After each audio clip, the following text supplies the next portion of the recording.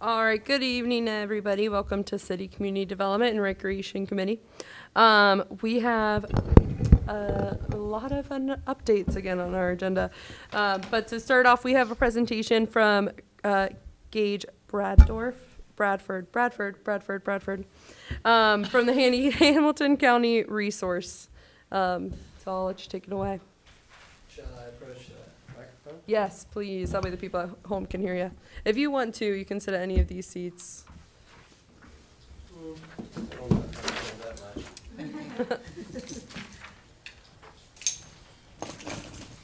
Thank you.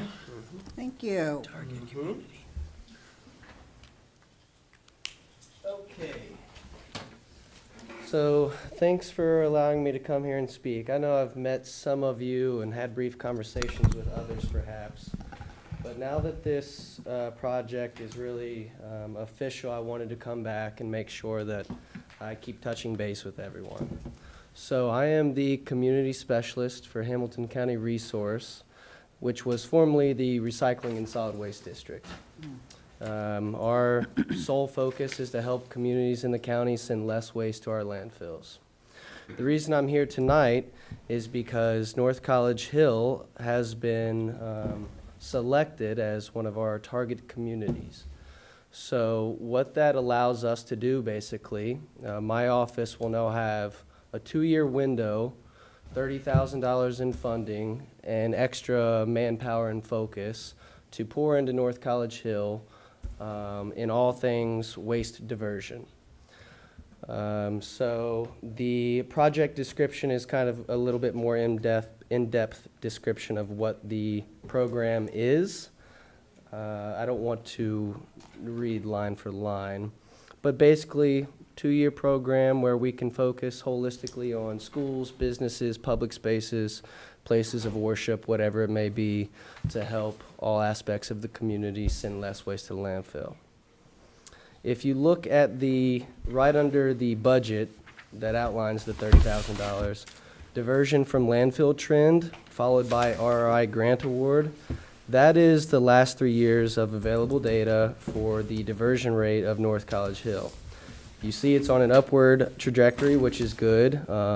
And those, my office administers a grant program annually called the RRI that basically rewards communities with dollars for their recycling and composting efforts.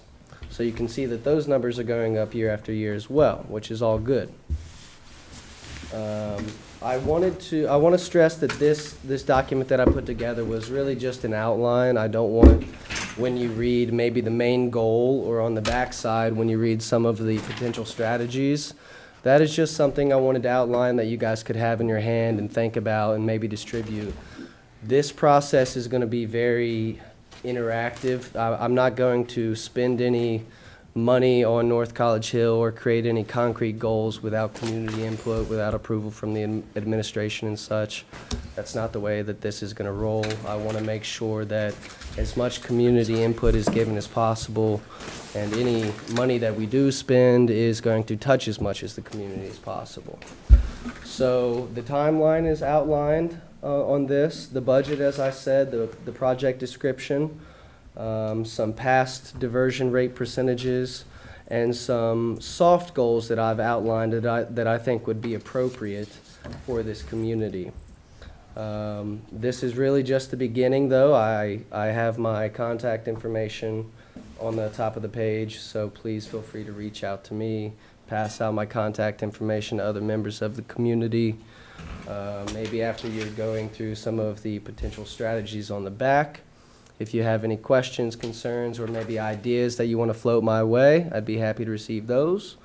But otherwise, I'll just be spending the next couple of months immersing myself in the community, trying to get as many connections as possible.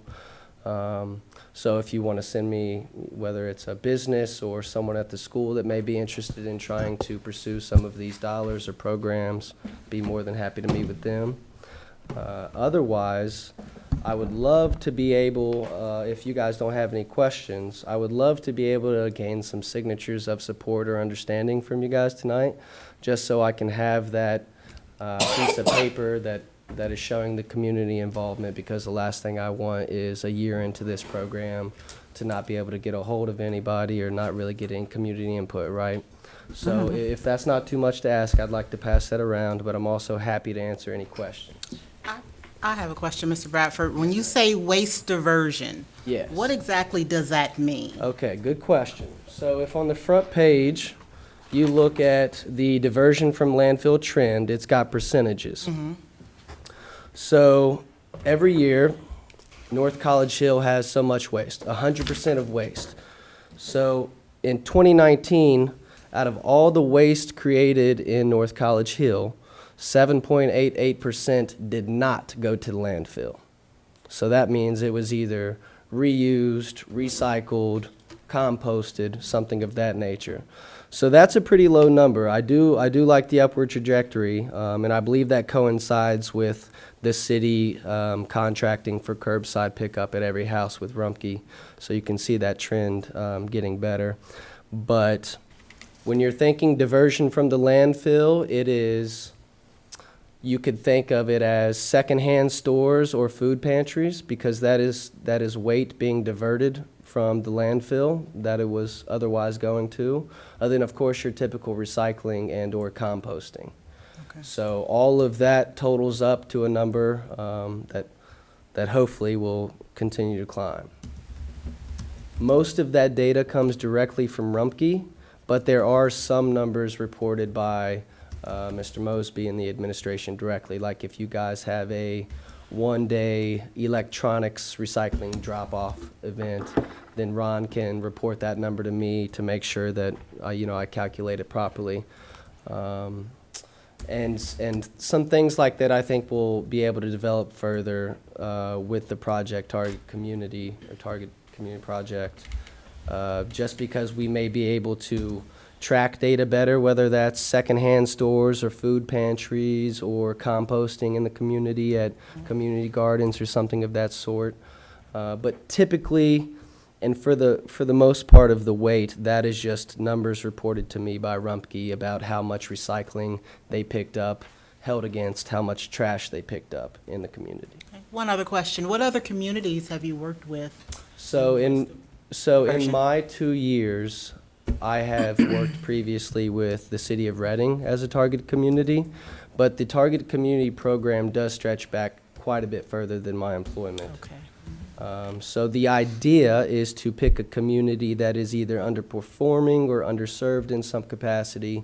So the reason I approached North College Hill is because if you see the 7.88%, the 8.36%, that's definitely on the lower side for the county in all communities, townships, cities, villages. And there's some other underlying statistics, whether that be single parent households or impoverished youth, things of that nature, some things that I also look at. But additionally, on top of that, as I said, one of my biggest concerns in a project like this is maybe not having that tie-in with the community, not having that input from the community.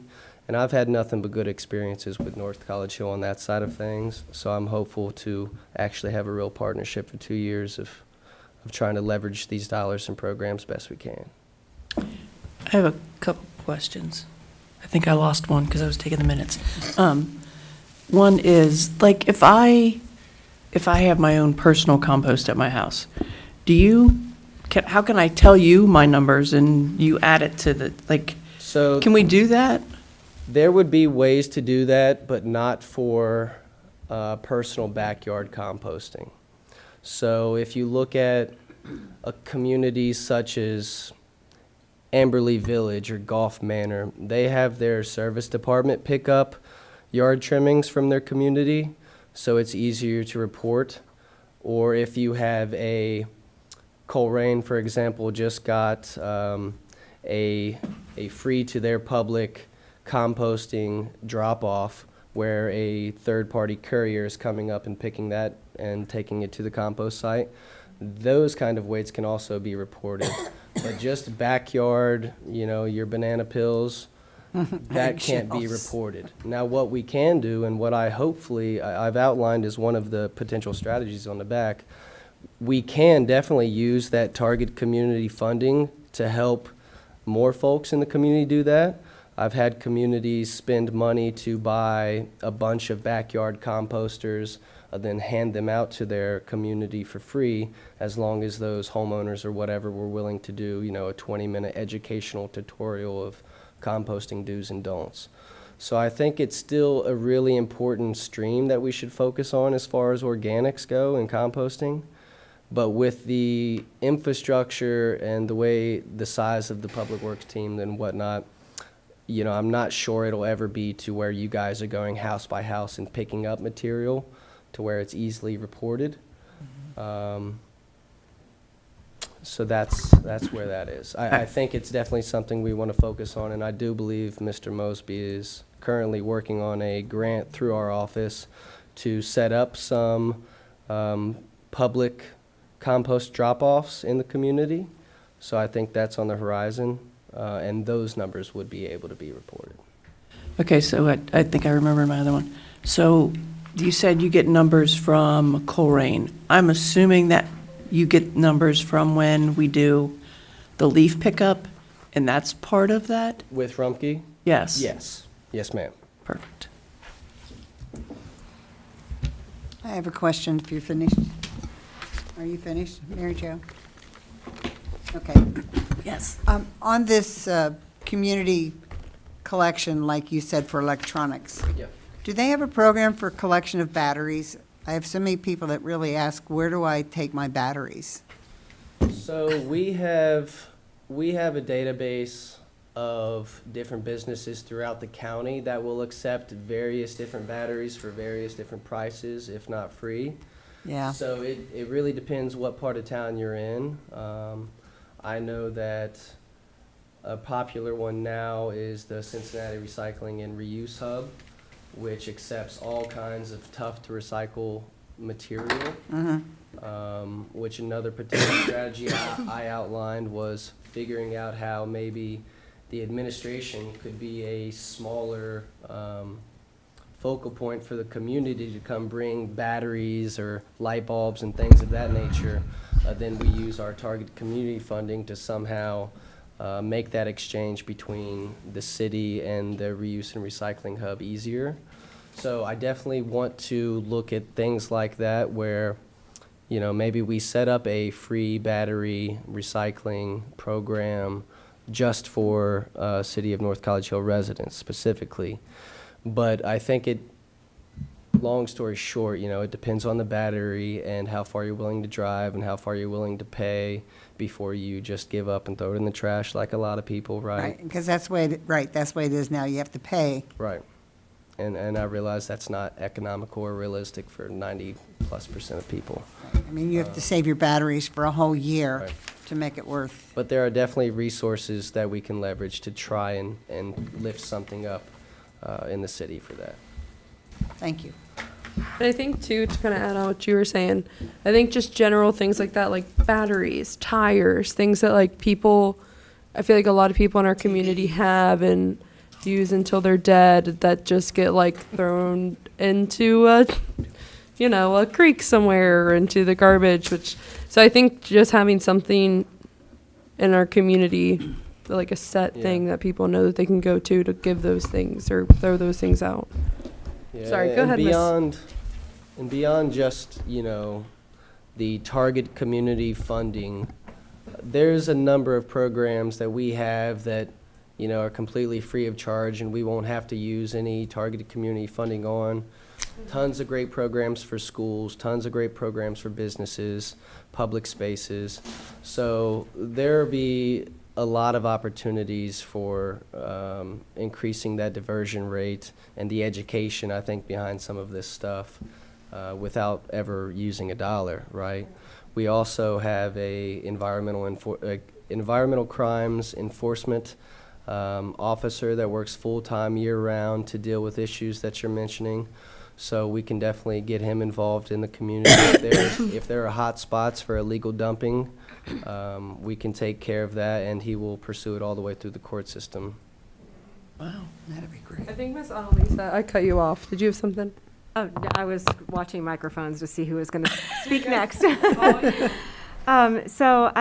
mentioned Amberley Village, and Yeah. actually that was one of the municipalities that I was looking at, because I believe they host an annual event where people can come and bring, either they have an event or they have some kind of community-wide, it's like a one-day or a one-weekend thing where people can take care of like tires or batteries or even prescriptions or, things like that that are difficult to dispose of. And they get other community partners involved. I know many months ago when I first started working here, I had thought about that, and I know Walgreens was interested, potentially doing something with us for old prescription pickup, because you really shouldn't throw those things in the trash or flush them down the toilet or anything, as they end up in the water. Other things, took priority, and I couldn't really get anywhere with that. So could you talk to me a little bit more about what Amberley Village is doing? Do you know, or what? Yeah, and Planning Amberley's certainly specifically not is the doing? only one. There are varying levels of those kind of events throughout the communities in Hamilton County. Some partners that come to my mind, I've helped set up events like this with communities. So Keep Cincinnati Beautiful has a really nice, strong scrap tire program. You can always get St. Vincent de Paul or Goodwill involved. You can get composters involved. So it really, a lot of it for communities boils down to cost. It's not free to recycle 100 1990 lead glass TVs, right? So it depends. But if you look at the diversion from landfill trend, followed by the RI grant award, these are dollar amounts that you guys are getting annually already before we even touch, targeted community funding or ideas. So those dollars are specifically meant to be poured back into waste diversion programs, and that's something we could look at. But beyond that, I would be able to definitely find connections for, a battery recycler, an electronics recycler, Keep Cincinnati Beautiful that has a scrap tire program, if that was an ambition of the community, which I think it's wise to do in any community, really, or hazardous products, pesticides, herbicides, things like that. So I think what that would probably look like on an annual basis is creating those connections with those different entities and finding the proper stream of dollars to grab it from, because it would certainly be feasible to use targeted community funding on that for the next 2 years. But after those 2 years, do you guys stop because that money's not there anymore? So I would definitely want to find a way to make that a sustainable thing that your citizens can count on every year.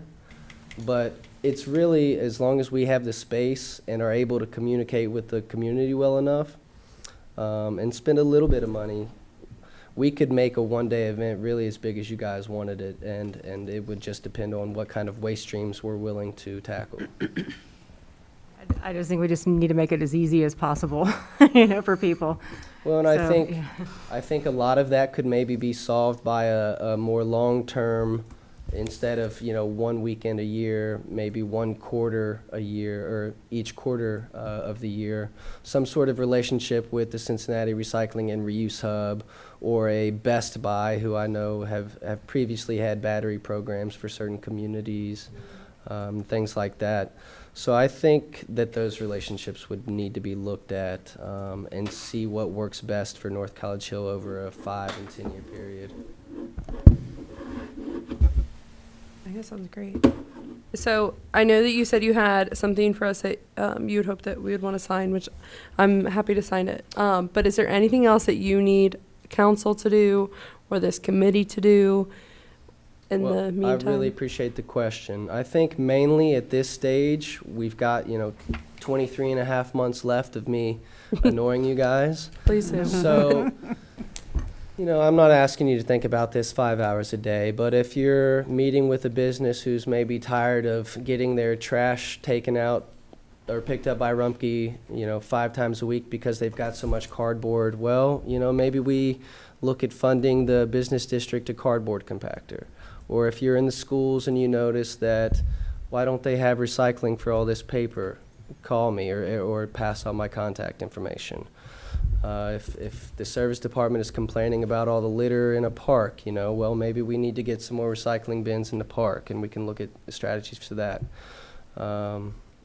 So, yeah, I hope that answered the question. Yeah, definitely. I Can you think repeat that? I'm sorry. Just- Maybe. if there's anything that comes up that you think that he could tackle. I got your question. I need his yeah. answer. No, that's what I'm saying. I was answering. Right now, just getting myself immersed in the community as much as possible. If you go to church locally, maybe there's some connection there. I do want something I haven't touched on yet. A lot of times we focus on, getting a plastic bottle into the blue bin for Hamilton County Resource, but it's food pantries, it's secondhand stores, it's composting, it's organics, it's reuse. There's a whole world of waste diversion, right? So you might not think of Goodwill as waste diversion, but it certainly is, or Play It Again sports, or things like this.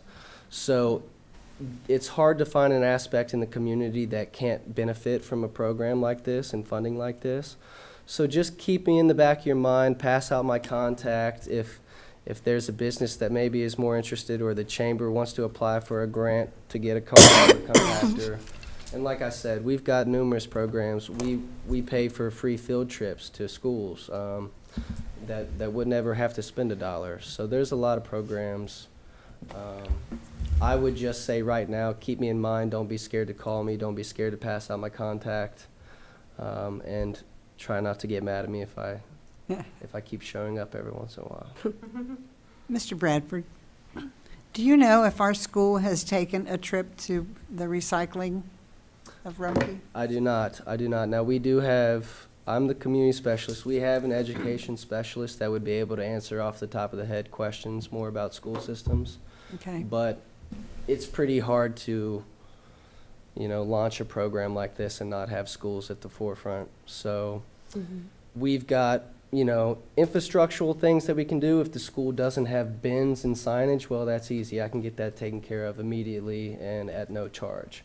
But if there's, seminars or field trips that need to be had on recycling or composting, or taking them to the Cincinnati Recycling and Reuse Hub, or showing them, how when all the recycling is picked up in town, how it's sorted at the Rumpke facility by all the robots and whatnot. That's really valuable for school groups of all ages, in my opinion, especially when you're trying to set a new culture. So schools are definitely something that I want to make sure kind of day one I reach out to and getting involved with. Go ahead. sorry. No, you're fine. Madam Go Chair. ahead. Please do. I was gonna say, I have kids in the district. I'm not sure, but I know they're doing something because I know the Recycle Rap song by heart. So they're doing something. Good. Well, we can ask your daughter. Do they have recycling bins at school? They got recycling bins, sir. We're good. She's our expert. I heard somebody else. Me. Good. Okay, we'll go Mary Newald and then Mary Jo Zorb. Considering those seminars, years past, myself and another woman have been to the recycling. This was in the 80s probably, maybe 90s. And it was just for the people in the community. It wasn't a child-oriented thing. You didn't bring your kid or your Girl Scouts, although I did take my Girl Scouts one time. But so, is that what you're looking at when you say seminars? We do tons of adult seminars. That you could invite? Absolutely. Absolutely. We've done composting seminars for folks of all ages, completely free, right in the community. We've taken, speaking of Reading as the other targeted community right now, I did take a pretty large group of adults and other community activists of all sorts to the recycling material recovery facility that Rumpke runs. So, yeah, I wouldn't want to just angle all of our educational opportunities towards the schools. We've done, maybe anti-contamination mailers to every household in North Collegeship. Maybe we put up yard signs. Maybe it's a targeted online education campaign on, how to take your first step in composting, or where to take your batteries, whatever it may be. So there's tons of educational opportunities beyond just the schools. And I just have one more comment. I do have to say, I think the reason our numbers are getting better also is the fact that they've given the community the recycling containers and not the recycling bin, because that was a nightmare. Yep. To try to get everything in there. So, I mean, that was one big step that happened, so. I'm finished. I did hand out the document if you guys care to support, and I promise I won't be spamming you or anything like that, but just maybe every once in a while an update or a question about the community. I'd really appreciate it. Okay. Go ahead. Pass that I down. got someone else too. So, God, I just need to start writing my notes. This document, can you send this to us electronically so we can add it to the minutes? I absolutely can. Awesome. And And- I sorry, can scan it in. Can we scan it in? I Okay. would just like to reiterate Scan on there. that if there's any input or questions or concerns or tweaks that maybe you guys want to make to the goals or the suggestion list of strategies, please, by all means. This is not meant to be an end-all, be-all document. Okay, my next comment is, the next time you have a tour of Rumpke's facility, I would love to tag along. I would too, yeah. And then my third thing is, I have recently become aware of, and I hate to say it, it's a Facebook page that College Hill puts out, and it's called College Hill Recycle. So like if you have a weed eater that you don't want anymore, you post it on there and people say, oh, I'll take it. So is something like that, would you, like, can we do something like that? I will say that talks for the newsletter. I'm sorry, Madam Chair. Oh, you guys are fine. I'm not that formal. Go ahead. Talks for the newsletter. That is one of the suggestions that's on the table, like an exchange.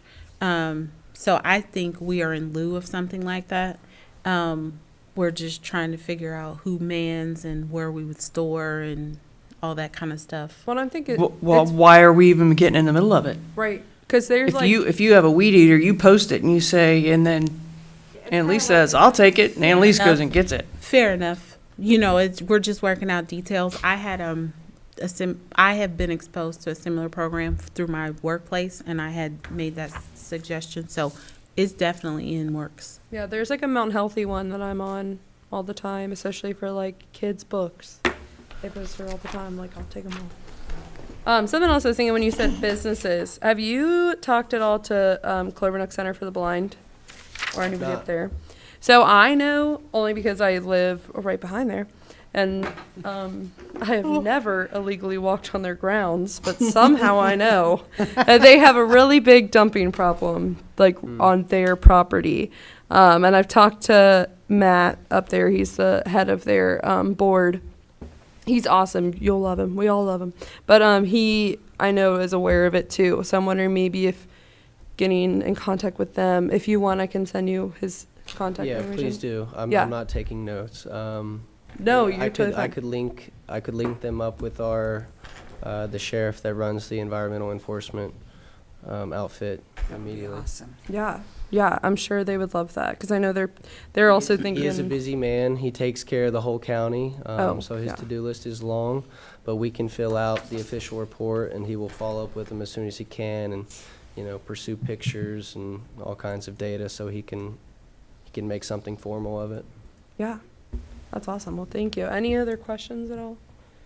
Yeah, please. If you want to come to a microphone, I'm sorry. So there's like a park that's behind the city hall. It's like Pies Park or something.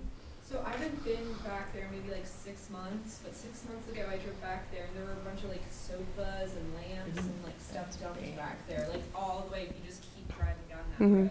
So, just for the people at home, she's asking about Pies Park, which is owned by the Clover Nook Center for the Blind. That is actually the dumping I'm talking about because I live in that neighborhood, and I know they technically own. So once you like pass the like parking lot gravel area of that park, that's like all theirs. Am I saying this right? And then we lease out the park part, but technically no. Like technically you're trespassing if you go past the like gravelly park. There aren't That signs or goes anything. downhill and People through do the it a dip. lot, but yeah, which is where people go back and they dump constantly. And I know they're aware of it and they're trying to take care of it, but I mean, it's like an ongoing issue. But yeah, that's exactly what I was just talking about. Yeah, Pies Park is it's a mess. Well, that's definitely the exact kind of situation I think that we Right. fund the program for, so please send that my way. Yeah, well, I do want to comment on the weed eater thing. We've helped set up repair fairs kind of in correlation with those one-stop drop, maybe electronics or whatever. So that's another way. Once again, that's maybe not what you think of as keeping stuff out of landfill, but if you're going to repair a TV or a radio or a lawnmower, that's keeping a lot of material out of the trash. So that's another area where you can get innovative about what kind of programs you want to focus on with this money and resources. You said repair fair? Yeah. Man, What I does love that that one. that sounds like something that could go along with our homeowners assistance stuff. Oh, We're look at making connections everywhere. you, tying it all together. All right. Yeah, that sounds great. Anybody else? I don't want to stop this conversation if anybody else has anything. I just Alright. want Yeah. to say I've started composting since you've been here last.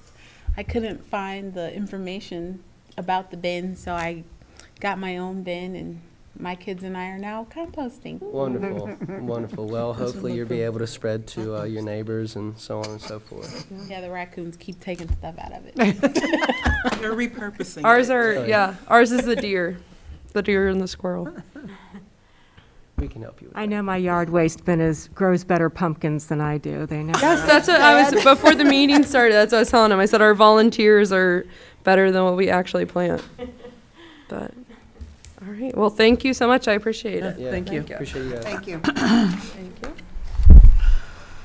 All right, I'm gonna put this aside one second while I introduce our next topic. So I know Ms. Clear sent out her update on the recreation. Sorry, one second. She sent out the update on the recreation department, and I just want to thank you. I haven't read it fully, but I was skimming through it, and that is great information. You put detail exactly where we need it, and it was great. So thank you very much. If nobody else has read that, I suggest you at least skim through it. I But just sent it to you and to Ms. Zorb for I'm right totally now, because you're kidding. the committee chair. she only sent it to us. I We're figured you special. could disseminate it at the same Yes. time you do minutes or anything else, just so it's all together. I so. will. That is great. Yes, I will go ahead and do that. Have- But I'll let Do you you have do that your- pulled up that you could just print off some copies? Yeah, I can definitely do that. Thank you. Give me 1 second. See, All right, I'm now- gonna let you take away while I do Hey, this. Mr. Braff, you had to plug your ears, because on the first page of my report, it says, please consider the environment before printing this report. So only for you, Mary Dewald. Only for you. Okay, I so, asked. so hang on. Does anybody else want one printed before I do this? I would like one. All right, I got two. Yeah, One. me too. All right, three. As long as you duly shred it Paper or people. compost it or something. It's when you're shredded finished when we're with it. done. Yeah. I'll repurpose it for something. Notes. You can throw it in your compost, just so you know. Yeah. Okay. Let me know when you're ready for me. It looks like you're Yeah, ready. whenever you're ready, Okay. go ahead. So I'm actually going to kind of rearrange my talk a little bit. Normally, I kind of just go through general updates and then events and then parks, but I'm going to start with parks, just because Pies was brought up. So I think that's a good place to start. So officially, I don't have a report for this month for Pies, but a couple of the things that I've been talking to, it's been a while since I did talk to Clover, Nook, but in some way being able to utilize that space for the community. It used to be athletic fields once upon a time. There used to be trails once upon a time. ODNR, which is the Ohio Department of Natural Resources, does have grants programs. I think possibly we could catch two birds with the same net by refurbishing some of this area or looking for grants or joint projects to clear some of the area so that there's more visibility, and then there's less places to hide when you are trying to, dump things. So, I mean, part of the reason that people don't like going back there, I've heard the words, it's creepy. So I think, there's other parks in the area where basically they keep the underbrush clear, and they have trails and things. There's a lot of visibility, there's a lot of light. And where there's visibility, it's more difficult to engage in activities that you're not supposed to be, including dumping. Ms. Claire, are you so- referring then to Pies Park or the Clover Nook? Pies Park Property. and then North Creek Trails, they kind of talk to each other a little bit. That's the area back in through, that's the area that in the Right, back. and the North Creek Trails would be trespassing, I believe Yes. that's what, okay. Yes, technically, yes. Okay. Yes. But that is not in scope for right this minute, but it is something that is on my radar screen. I just wanted to bring that up. Okay. So, and while we are on the topic of parks, there's been some movement on Dumley. I wanted to make everybody aware. You know by now that the parking lot piece and the underground infrastructure to support the splash pad is happening. And then I have met with our engineers to talk about the scope of what the splash pad itself would look like. It's kind of on the fringe of what it is they actually do, so we're kind of learning how to do this together. But I did meet with Mayor, I did meet with Mr. Mosby and kind of talk through the recommendations of the Recreation Commission. And we're going to put something together that hopefully we can be ready to bid in early ‑23. And the timing for that, I did ask them because I know inquiring minds are going to want to know. Once we go, the whole timeline of how this works is it's spec and then bid, and then we have to review bids, we have to accept one, it has to go through council, there has to be public readings, we have to appropriate funding. And at that point, several months down the line, they can take the first shovelful of dirt. So that's kind of how that's going to go. So I just want to make sure everybody's got a realistic picture of the time frame that we're talking about here for that. But it is slowly inching toward the next step of this process. Yes. I thought we already picked out a design. Do you guys remember when we? Yeah, we already saw it. Yeah. We saw a design that was a proposal from one particular company about what the splash pad could look like. But since the project exceeds, it's going to cost, I forget, what is the cutoff? It's 50,000 or something like that. It will have to go to bid, right? Oh, if right. I'm understanding correctly. So we can put specs together, but it will have to go to public bid, before we decide on who exactly is going to do this.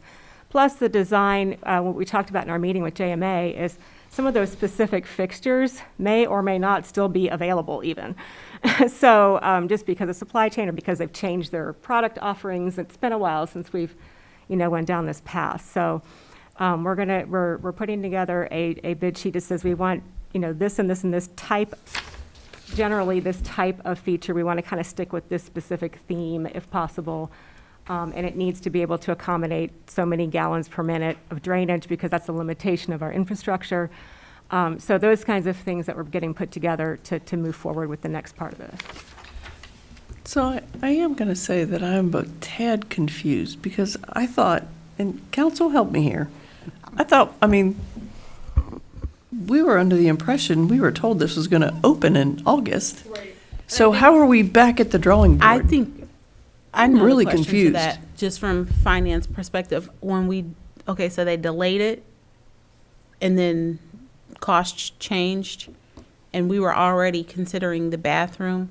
So when it went above a certain cost, because you remember we had to move on it to purchase materials, and so now we're completely off of that schedule because of the delay, and so now it's just expanded Well, and I think financially. Sorry, I didn't mean to cut you off. So, okay. I think too.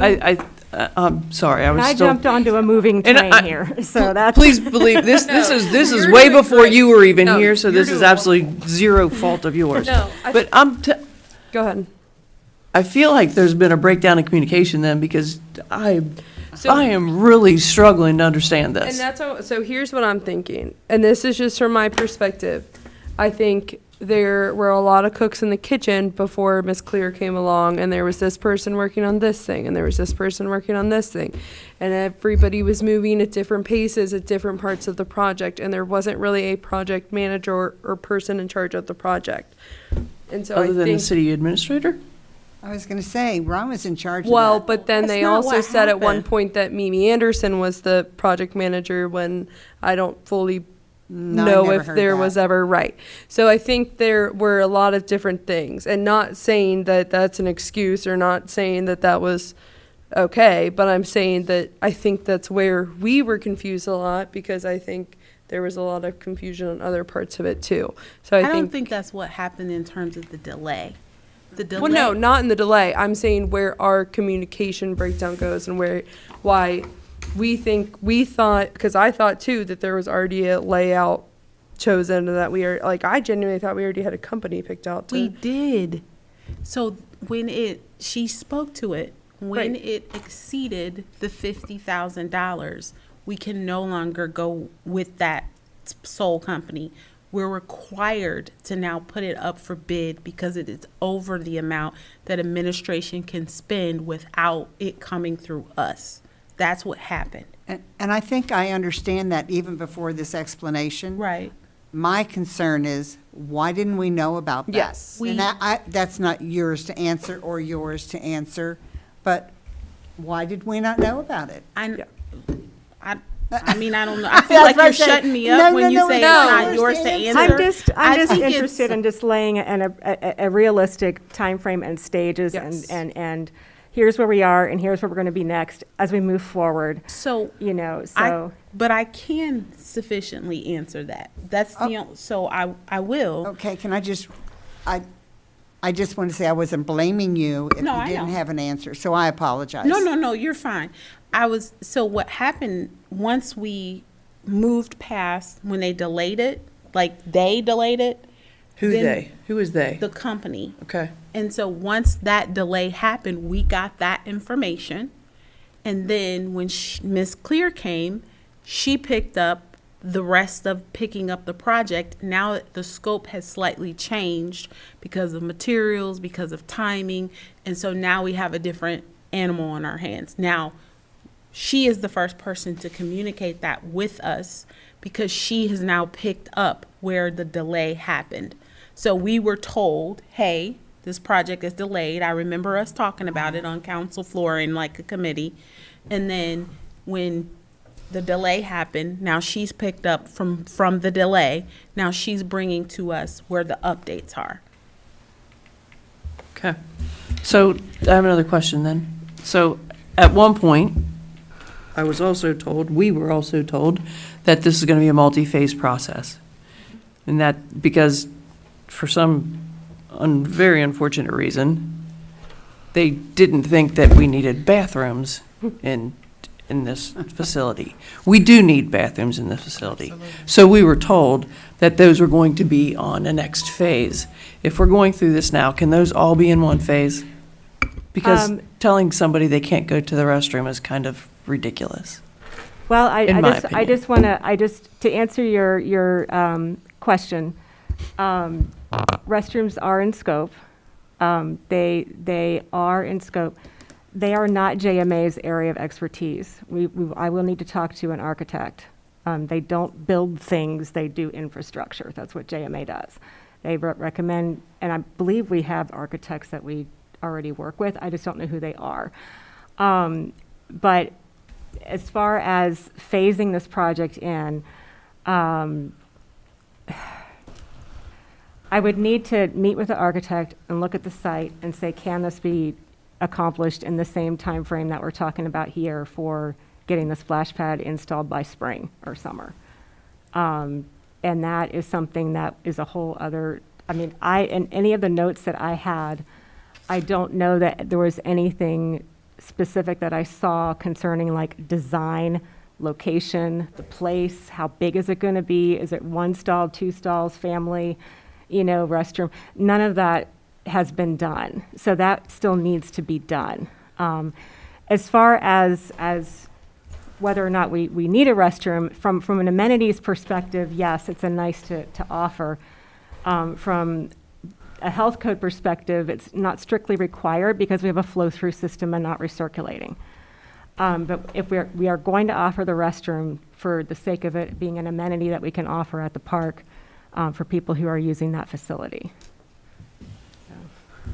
So, But is it going to be in this next phase? I can't answer that question yet. I have to talk to an expert who can advise as far as how that needs to go down and whether that can be in this next phase or if we need to move forward with getting the splash pad and then dovetail, the restroom right behind it. I don't know how that's going to look at this point. so here's where I am.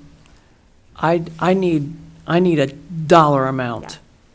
I don't need a dollar amount and a dollar amount and a I dollar agree. amount. Yeah, I would love to see a I whole want a picture dollar of how amount. this whole park is going to look when it's totally done, and then this is what we're doing next, and this is what we're doing right after that. I don't care if it's done in phases. I need a total dollar amount. Right. Thank you. And the dollar amount is as we all know with supply chain and all that stuff, it's a moving target. But we can do the best we can to at least give council and the committee a good, ballpark frame. It's not going to be, definitely not going to be this cheap, but it's not going to be that expensive. I can do that, but I can't promise that it's only going to cost this amount of money, at this point. I don't know that we can do that. I mean, even with the parking lot, we anticipated it costing a specific amount. Both bids were just like, whoa, So, so we're kind of at that point where,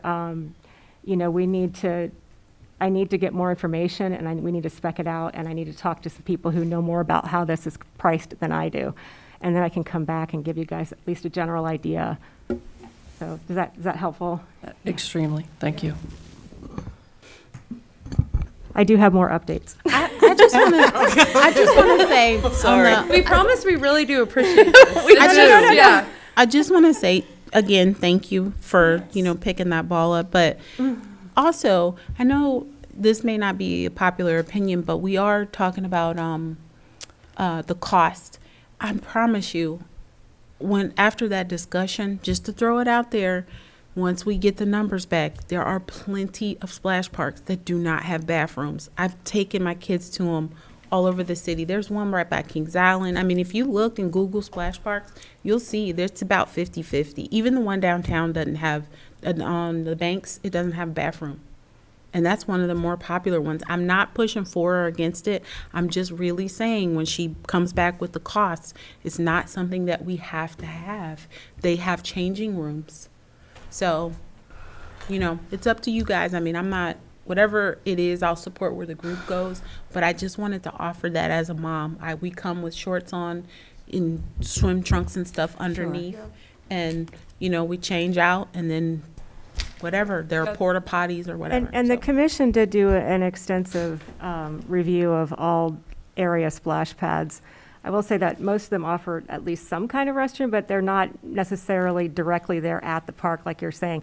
Washington Park, for example, is part of a larger facility. Right. So there's the splash pad area. There are restrooms that are part of that park, but they're not right there. But you also have Yeah. porta potties that are right there by the splash park. Yeah. And the one at the banks, they don't have a bathroom at all. There are bathrooms at the bank, so. Yes, but Yeah. you got to And walk but way that's- down. That's where I was, yeah. Yes. So definitely, I will document as much as I can as far as what is reasonable and feasible for me to know in the short term versus the long term. And I'll try to keep you guys informed, as we go through here. You do a great job of that, thank you. Okay.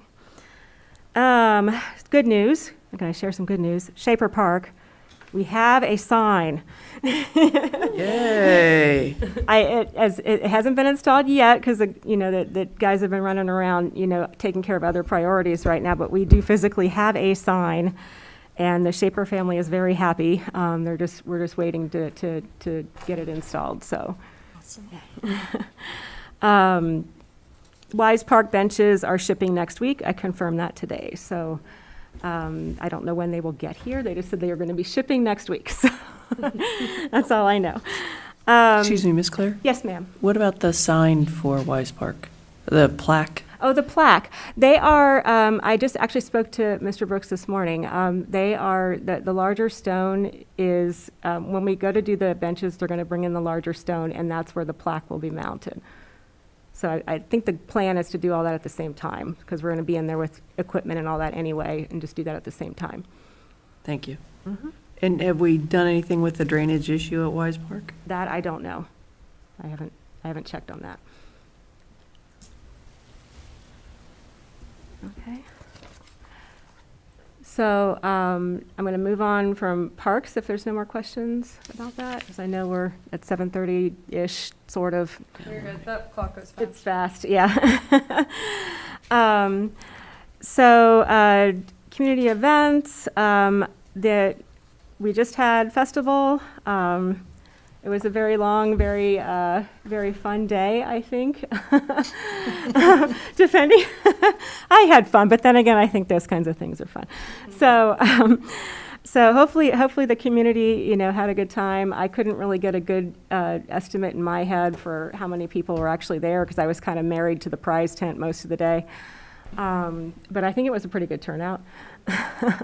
I wish we could have done the inflatables, but we tried multiple times to inflate them, and multiple times a big gust of wind would blow them straight over, and like, nope, we're not doing it. So Okay, the kids. we will do that next time. So yeah, it was a little disappointing, but it was for safety's sake. We did not do the inflatables this time around. So I was really pleased. We had about 18 volunteers altogether, including student groups and a couple of employers around had volunteer groups. So I was really excited about that. Next up, events are, where's my list? Trunk or Treat, which is October 29th, which is a Saturday, 1 o'clock in the afternoon. That'll be at the same place it's been in the last couple of years, right there by Chase Bank. We are still working out the details for that. And then we will have regular neighborhood trick or treat on the 31st from 6 to 8 p.m. So those both have been added to the city calendar, and I'm working on seeing how we can just make sure the community is aware, that those things are going to be happening coming up at the end of the month here. When's the time for trunk or treat? From 1 o'clock to 4 o'clock in the afternoon. And this is my first time doing this event, so I'm trying to, coordinate with the school, because those and the mayor, they've done it a few times more than me. So they have more information about logistics and all of that. But from what I understand, It's a fun event. there's music, and there's, a few people have, cars with candy for the kids. So, yeah. And let's see here. I don't want to leave anything out that's important for this team to know right now. At the end of my report, I have something of a detailed fund development report. Basically, I wanted to kind of just give a summary of fundraising that has taken place so far this fiscal year, and just kind of summarize where that money came from and how it was allocated for the events. And facilities, I'm working on facility guidelines, facility use guidelines that we discussed in the last Rules and Public Policy meeting. I have started researching that as well, and I hope to have a draft for something for that committee to review at their next meeting on the 24th. At the same time, I discovered that there is a beautiful thing called a shared use agreement that some municipalities that have limited resources will actually formally or informally, however you want to put it, contract, for lack of a better word, with area businesses or organizations that do have space. And so we work out a scheduling arrangement. If there's any kind of maintenance or janitorial or anything like that, it all gets outlined, and then we would be able to use that facility once that agreement is in place. So we wouldn't have to keep going back and asking for permission every single time. It would be like a term, and then you would just go from there, and we work out scheduling. So that's in its infancy, but I wanted to let you know that I did discover that process while I was researching facility use agreements. Yeah, if you need any resolutions or anything by us past, just let us know. I'm sure we'll need something official. Yeah, that's what I'm thinking. By the way, I want to interrupt for a second. I really appreciate this rundown of the finances. This is really clear for us, and I think it helps us as the financial body of the government to help us kind of see how the money's coming in and going. So I appreciate that. Thank you. Thank you. And the last thing is website project. a couple of you are already involved with that, but I did create a new community resources webpage and a public meetings page on our website. So if people are asking about meetings and when they are, there is now a public meetings webpage that has the schedule, how to go about requesting to speak, how to watch them, and that. We've been asking for that for a really long time. So at least since I've been on council, which is a couple years.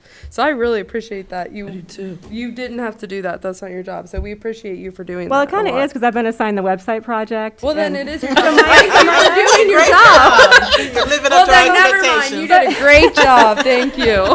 But my own, I'm going to say my own pain points, having recently been a civilian, it's like, oh, I can't find this. All right, I'm just going to Oh, create a yeah. page. Yep. I'll tell you, I know what most of the meetings are, and I still can't find No. them on that stinking webpage. So thank you. I do No. appreciate that. And we are entitled to a free upgrade of our website, a redesign of our website, and we're working on that as well with our hosting service. So I've been working with them and meeting with them, and we've been working on a branding guide with, fonts and colors and things like that we want to use on the website. So that's in process as well. And now that I don't have festival, I can put more energy into that.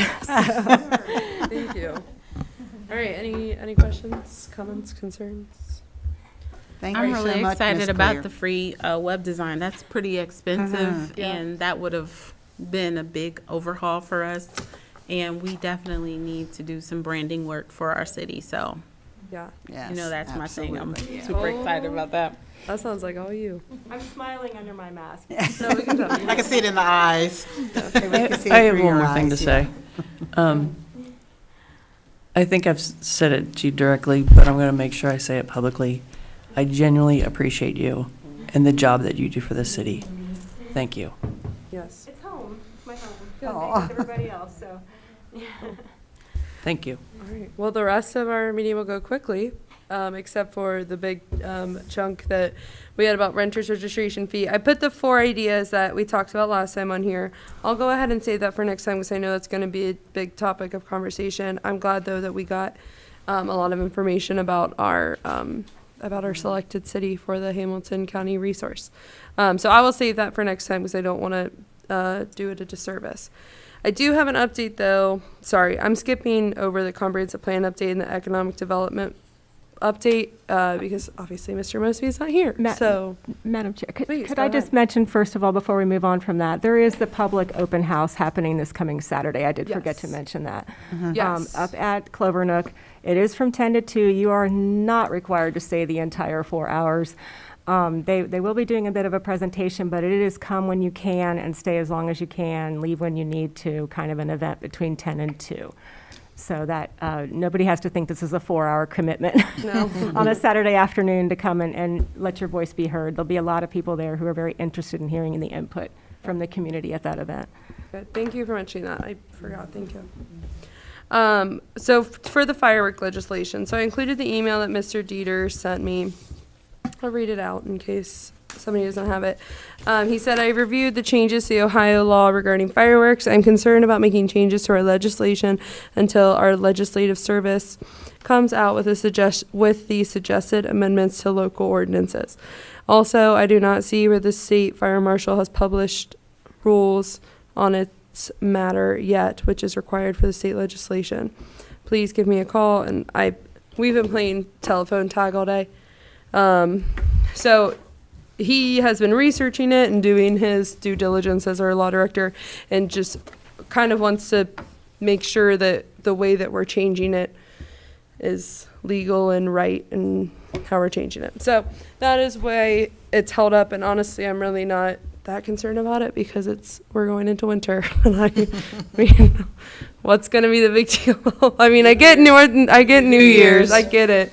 But I mean, it's not going to be as big of an issue as it was in July. So if I don't seem super stressed about his response, that is why. But I know he's working on it. You guys know I'm working on it. And it just is what it is right now. So I'll be talking to him this week about the firework legislation. And hopefully we'll get moving on that. Yes, please. Is the legislation to restrict things on fireworks or? So good question.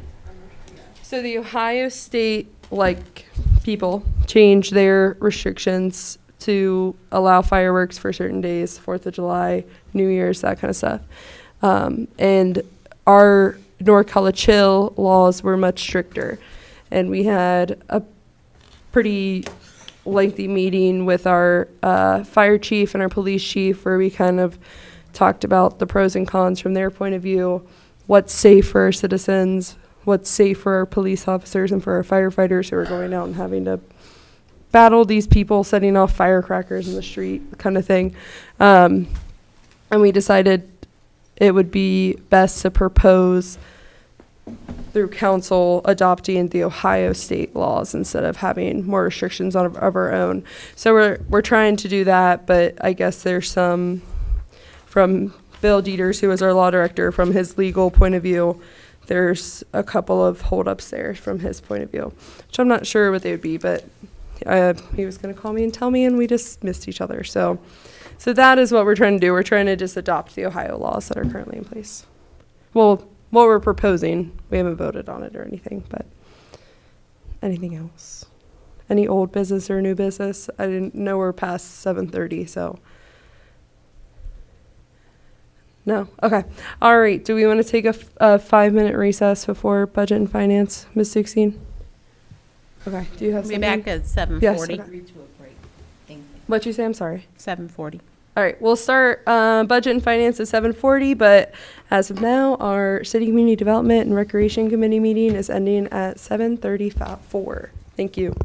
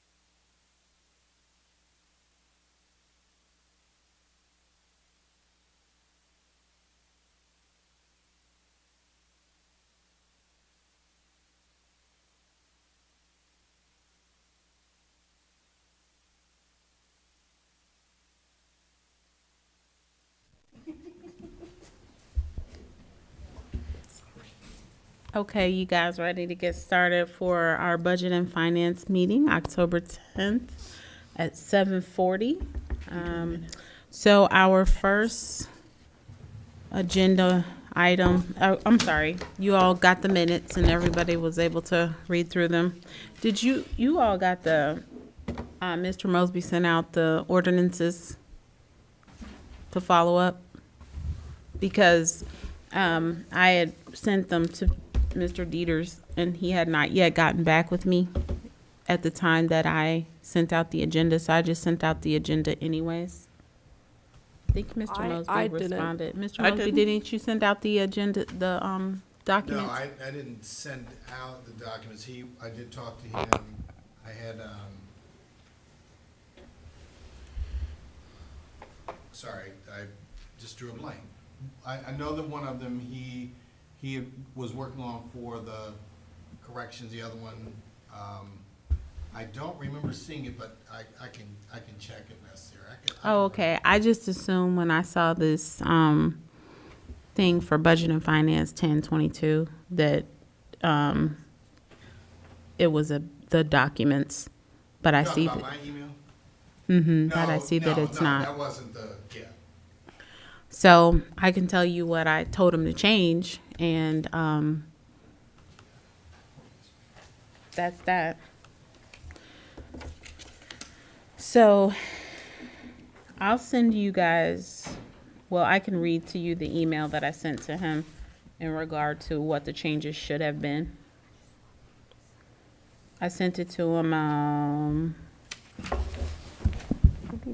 I have, a quick question for the minutes. Sure. Are we talking about ordinance 10 and the changes on that? Ordinance 10, Ordinance 11. 11. Yep. Okay, just making sure.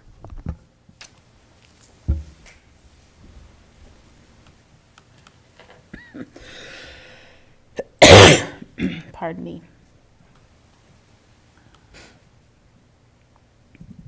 And I realize you guys don't have this in front of you, so I apologize.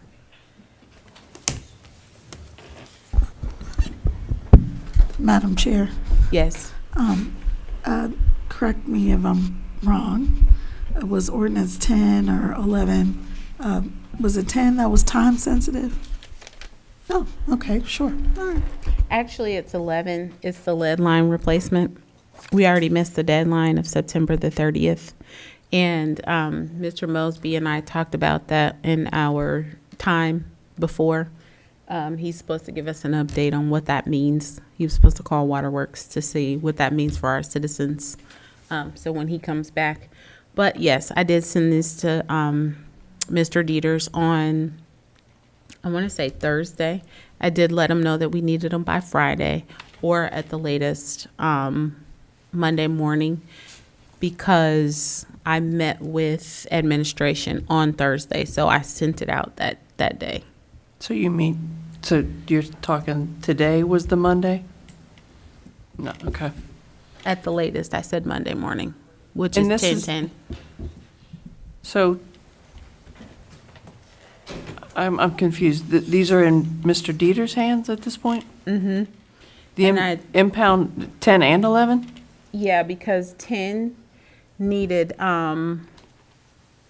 remember we had the Exhibit A that was out of balance, and we had asked her to change the line items for them to reflect Kirsten, sorry. She did supply him with that updated Exhibit A to be attached to Ordinance 10. She did her part. I explained to him what we were trying to do in that ordinance, because we sent it back to committee from council floor to make sure that we had the corrections for the next council meeting. So we were supposed to be looking at it to review it tonight. Okay. That was sent to him. She did send it. I can send you what she sent me, because she sent the corrections. We went over it in our one-on-one, and it was submitted to him. That's all I can say. Same with Ordinance 11, the lead line. That was the one that Ms. Dewald pointed out, the typos. I sent him a screenshot and copied and highlighted where all of the corrections needs to be, and sent that. This was all in one email. And then the last one was the updated. I'm just going to skip around just for a little bit since we're covering all of the legislation that I do not have on the table tonight. And I also sent him the supplemental pay for LaWanda Willis, and I didn't get that back either. Now, what information were you trying to gather for the supplemental pay for LaWanda? We are drafting another ordinance for her supplemental pay because it failed. And so I know we had talked about that before. The question was on the table, are we going to continue to resubmit that until it passes? Yes, we will resubmit an amount until it passes. She needs to be compensated something. And so we cannot not pay So her something. I'm sorry to cut you off. I'm still I- there. I need to say something. We have do previously I. discussed this in executive session, and that's why I want to stop you two both from Exactly. doing this now Well, publicly. Do we need to do it publicly, or do we need to do that in executive session? executive session. There's no discussion tonight because Okay. we don't have the All documentation. right. So I was just explaining the ordinance that I didn't receive back, All right. nothing about the pay specifically. So that part of it, we can add to an executive session. So that is ordinance 10 on our agenda that we. Madam Chair, Yes. is this the usual situation where an ordinance keeps getting voted down and we continue to bring it back? No. I thought once something was voted down, it's done with. I've never heard of any such thing before, because we've had hundreds of ordinances that have been voted down and never brought back.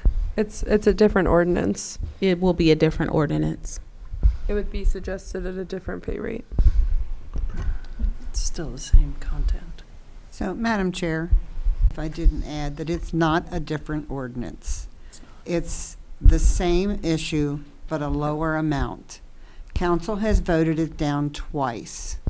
And I think it's a shame to keep bringing this up until it passes. It's like, what, are you going to beat us up till it passes? I mean, we voted it down twice.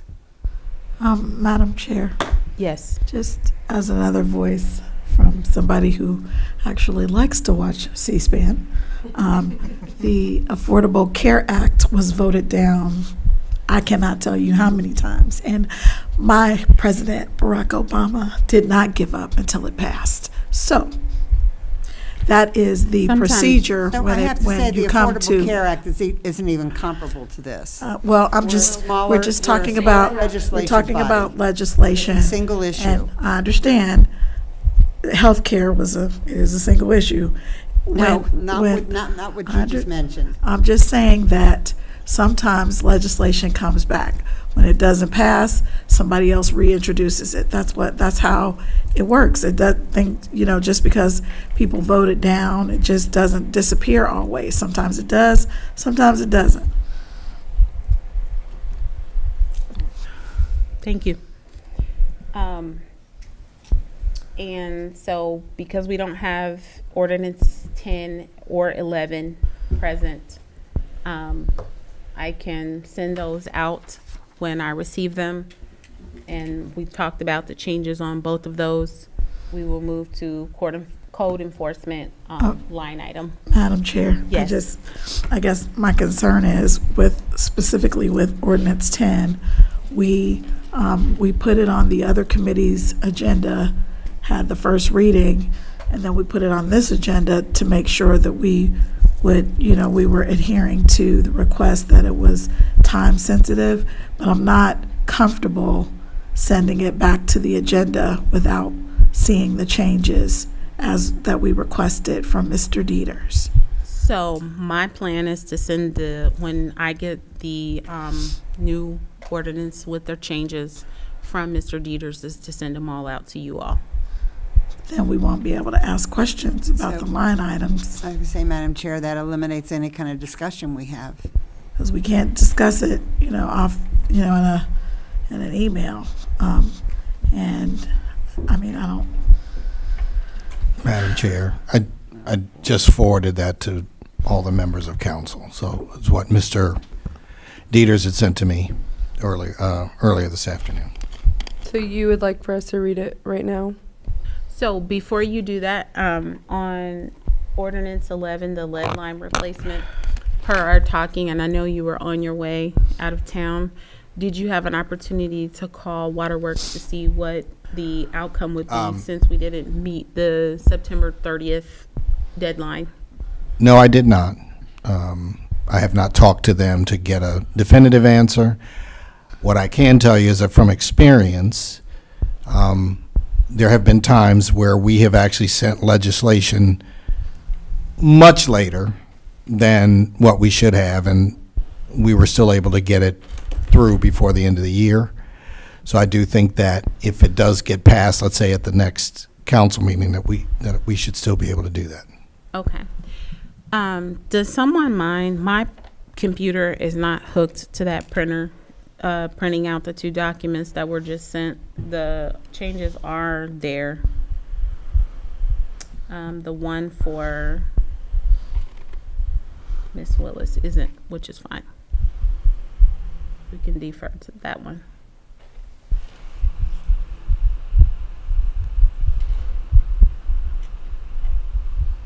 I can print them out really quickly. Just give me 1 second. Sorry, I was doing the No, minutes. thank you. Yeah, While no you, worries.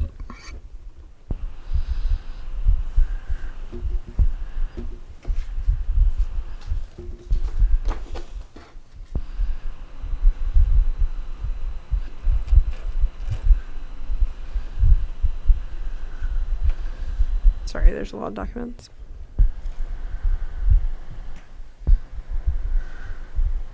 Am I also printing out that Excel spreadsheet? yeah, if you don't mind, it's just 1 page. Okay, I haven't even opened it yet. I was nervous it was going to be big and then it was going to take up all my other space. Just give me 1 second.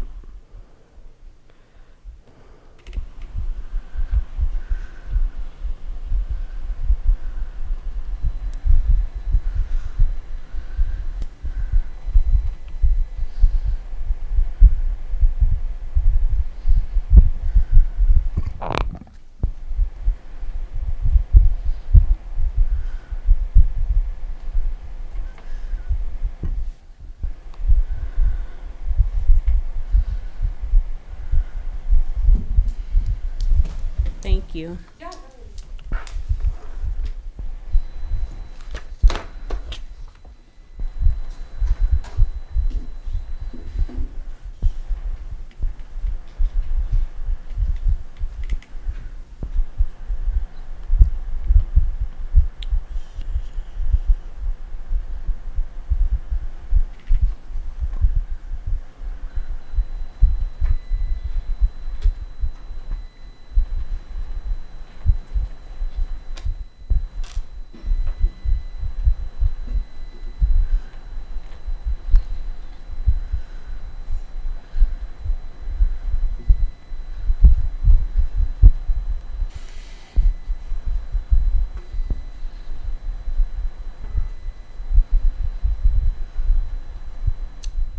Did you have an opportunity to send me that information about the appropriation for code enforcement?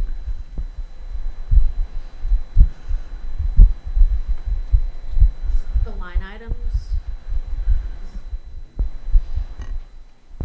I don't think it's an appropriation. We just needed line items, didn't we? Well, we did, but we talked about looking at the assessment, and I know Brian had made a recommendation. I took that number down, and then you were supposed to follow up with sending me the rest of the, based on the previous year. I thought I sent that. I must not have. That's my apologies. No, that's okay. We can go with the number that I have here. All right, here's one of the documents.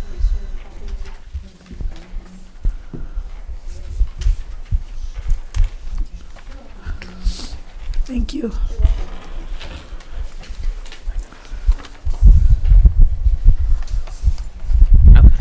Thank you. So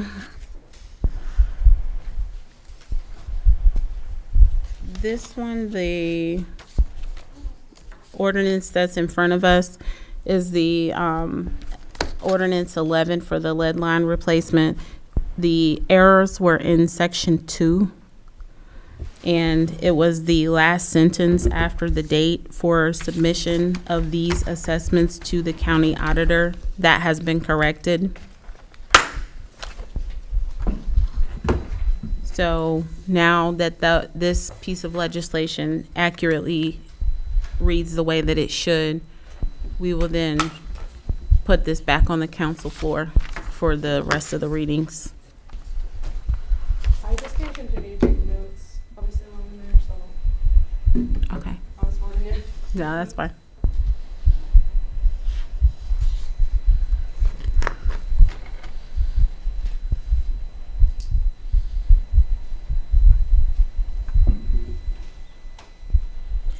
So, Ms. Dukestein, how do you plan to get the old version out and this version in to the agenda? Like, are we gonna? It's supposed to be a strike through. So I spoke with, we talked about it, and it can be a strike through. We just have to motion. Someone has to motion that we accept it with a strike through, and then we should be able Where to. am I seeing the strike? The strike through isn't on here. He just made the corrections, but I'm not. So we'll just have to. I'll have to tell him to do the strike through. Okay. So he's aware of where the error is. I mean, I'll send him another email and allow him to Thank you. create a strike through, and then on the council floor, You, ma'am. we will have to make a motion to accept it with the strike through and the correction, and then we can be able to pass it through like that. So for the sake of time.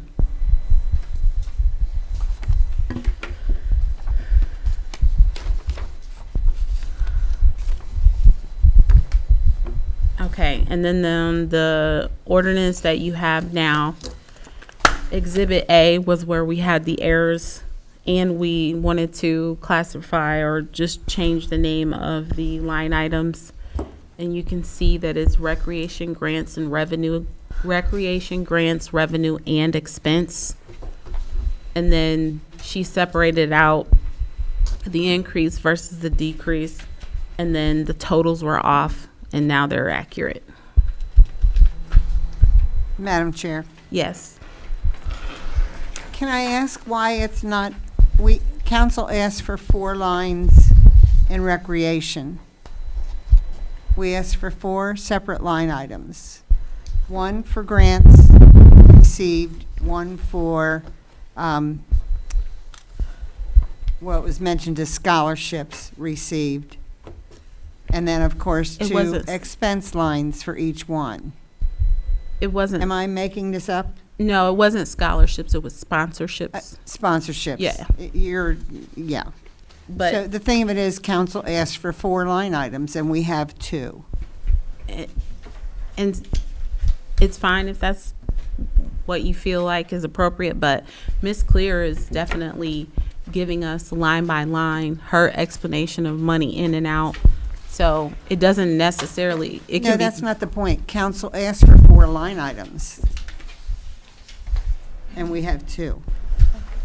We also asked for expense and revenue for the towing. And I know, we're not going to need one this year. We're going to need it next year. How come it's not on there? There is an expense in income. Income starts with 4, expense starts with 5. I'm sorry, repeat that? Your revenue, because I sent this back in the email too, revenue starts with 4, expense starts with 5. There should be 2 lines for towing, one in, one out. Well, it says PD overtime. That's where it's coming from. The line Where it's item, coming from, just so you know, it wasn't coming out of another account. okay, and the other one is simply said impound lot towing.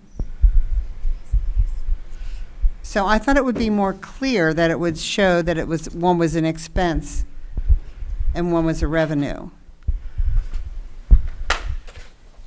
Well, it says off to the side, for the purpose of paying the tow drivers for the towing to I our. understand that, but when we put numbers in there, that's not going to be there. Correct?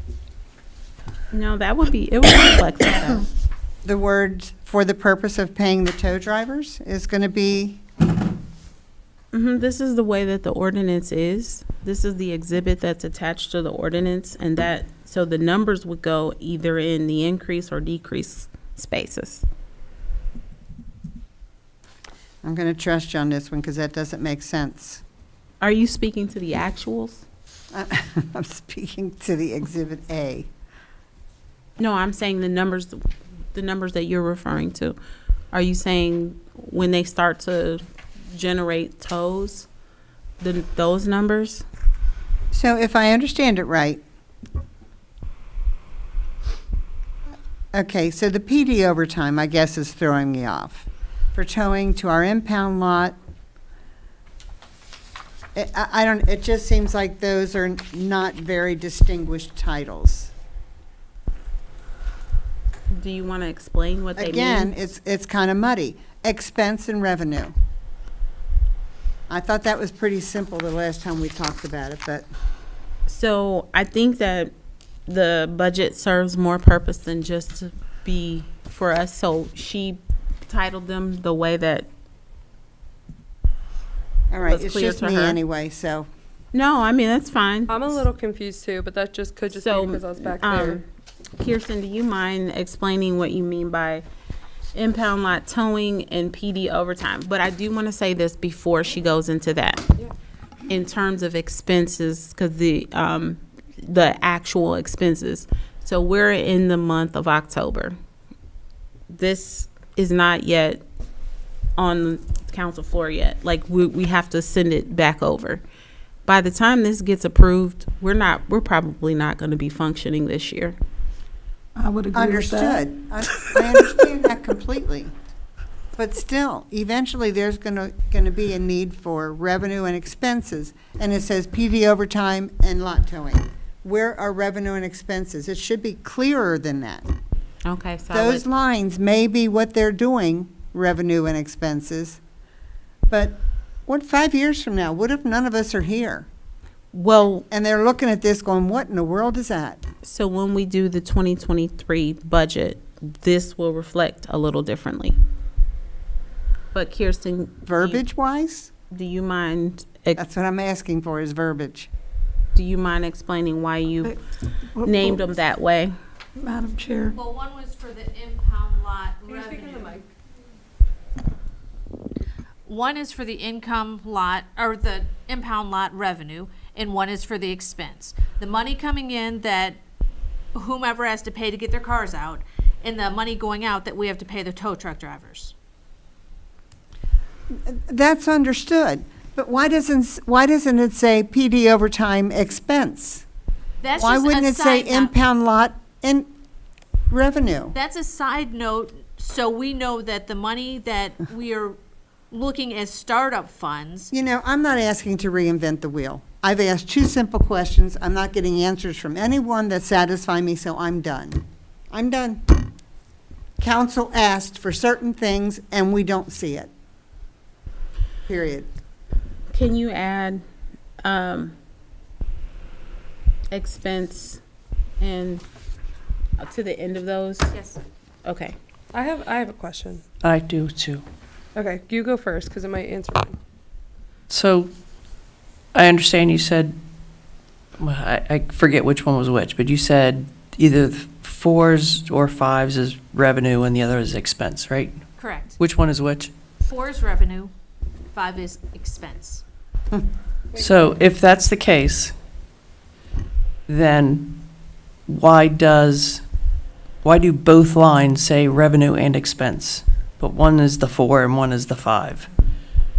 So the first one written, the 101-301-415500, from what you just explained to me, should just say recreation grants revenue. The word expense shouldn't be there. And then 101.301.524002 should say recreation grants expense and not revenue. Is that the way you just explained it? Because having the words revenue and expense in both lines, I find extremely confusing if it's not a revenue. How can it be a revenue and an expense in the same line? I definitely agree with that one. That was my question. Sorry, I beat y'all to it. So can you make that change also? Absolutely. I'm sorry to jump back to the impound lot stuff. So, okay, so I understand you were saying that the reason you put, and tell me if I'm wrong, you said you put PD overtime in there because that is the money that you're getting to fund it. Correct.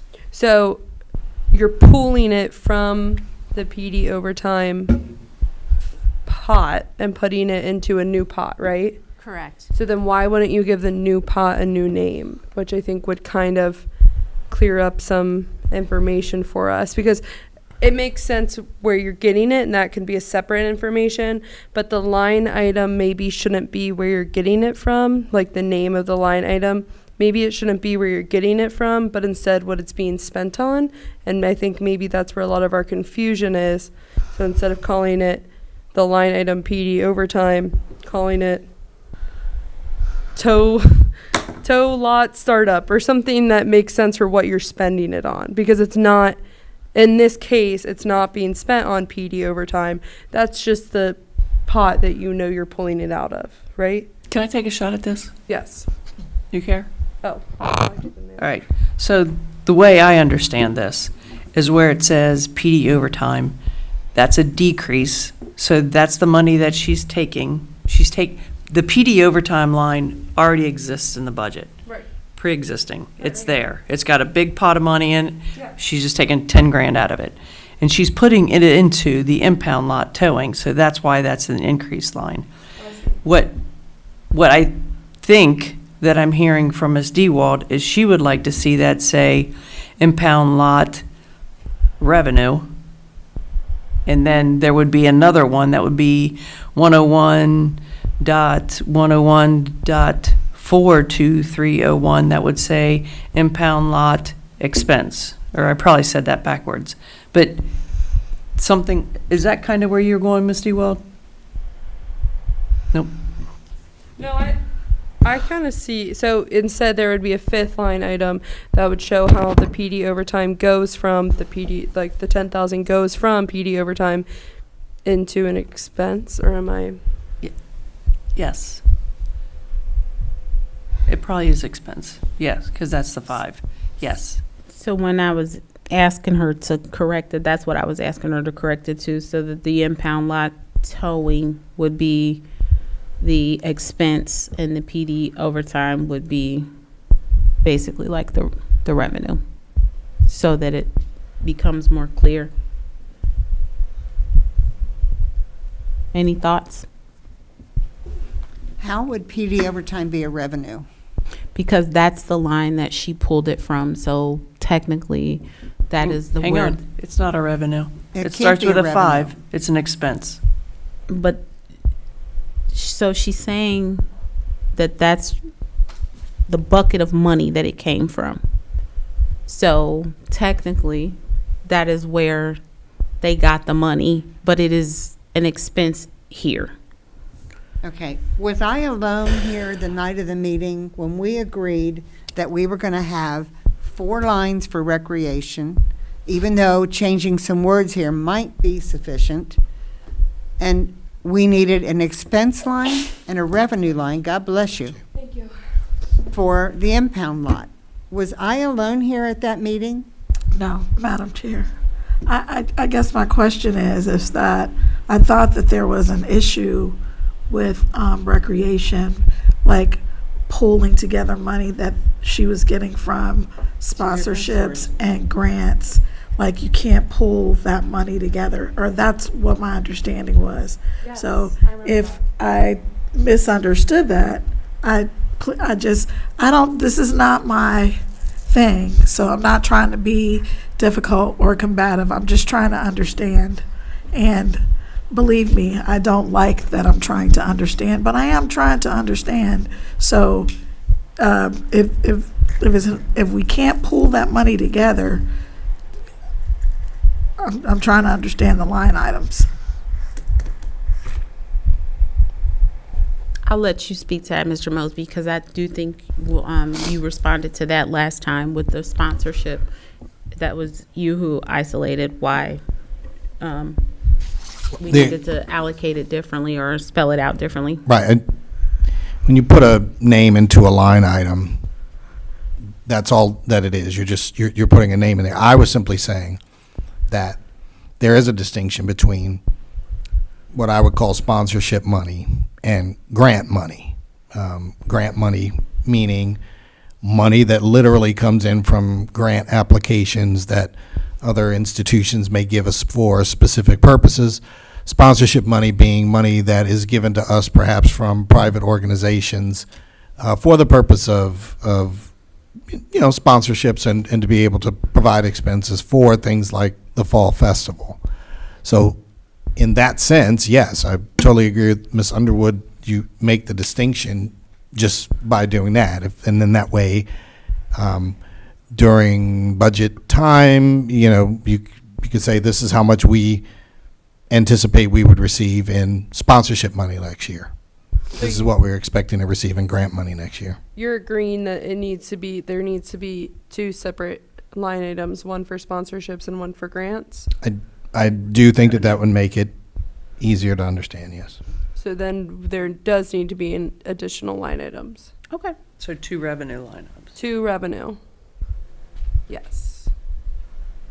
Now, if I may, you're talking about the impound lot. The deduction from the expense is what was asked for. We were asked that if we were going to make a $10,000 allocation, that it needed to come from someplace. So that is why that's on there. Yes. So I don't think it should be confusing in any way, because it was asked for specifically by members of council. I was going to say that too. Yeah. We Pardon definitely me. did ask for that.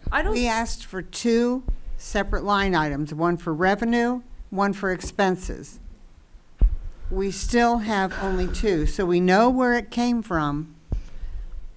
Impound lot towing is going to be, you said, a revenue, correct? No, you said PT overtime was a revenue. Yes, I did. But that's where I was speaking to. That is it's in my mind, it's revenue being pulled over because it is the money, the operational money. And so we did specifically ask them to tell us where the money came from. And I think that that's what they were trying to satisfy. Okay, so in your opinion, what does impound lot towing represent?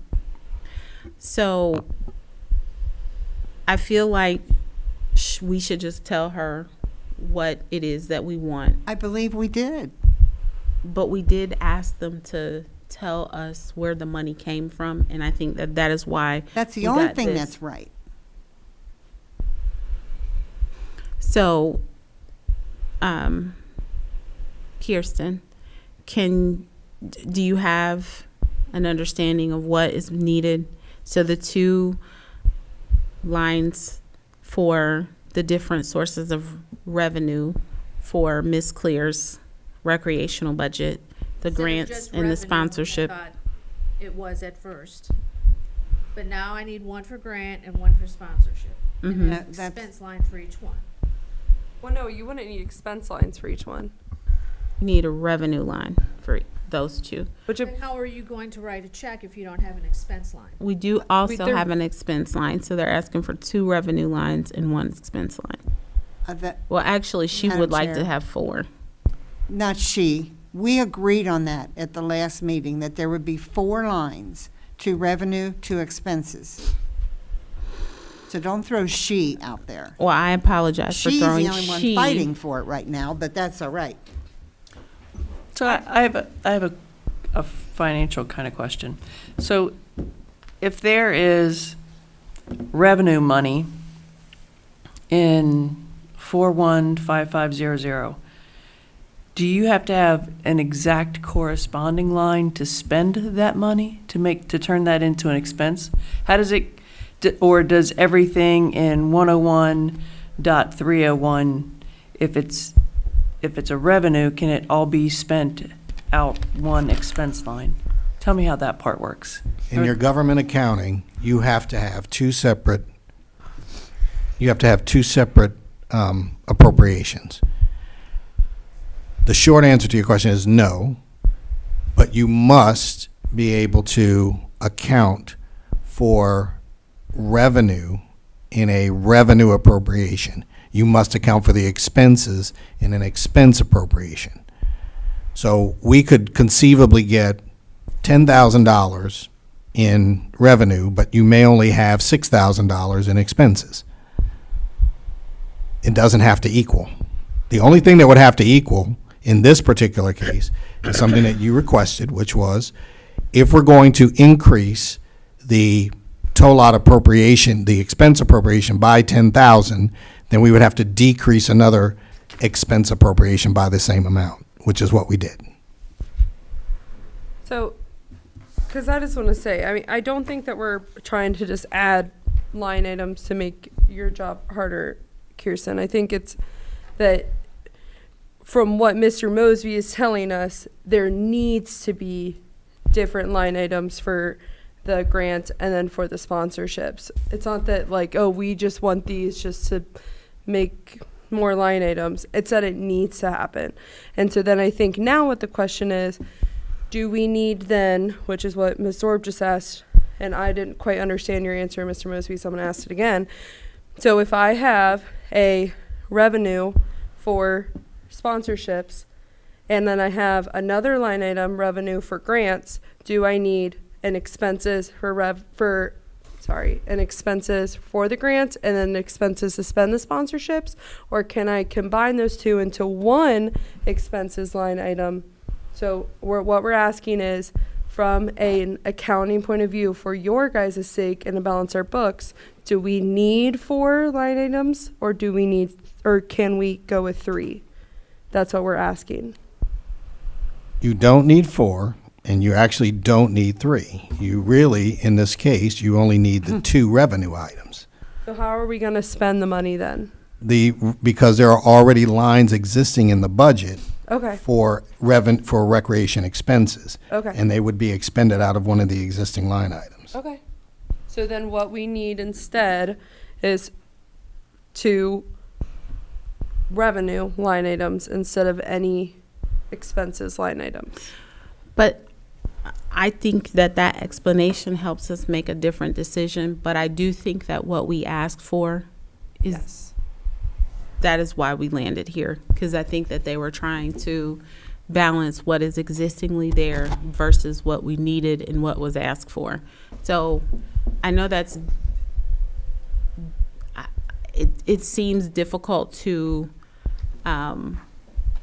it seems like they're not trying, well, I don't know what you guys think, but for me, if I could gauge the room, it seems like that we're not happy with where we landed.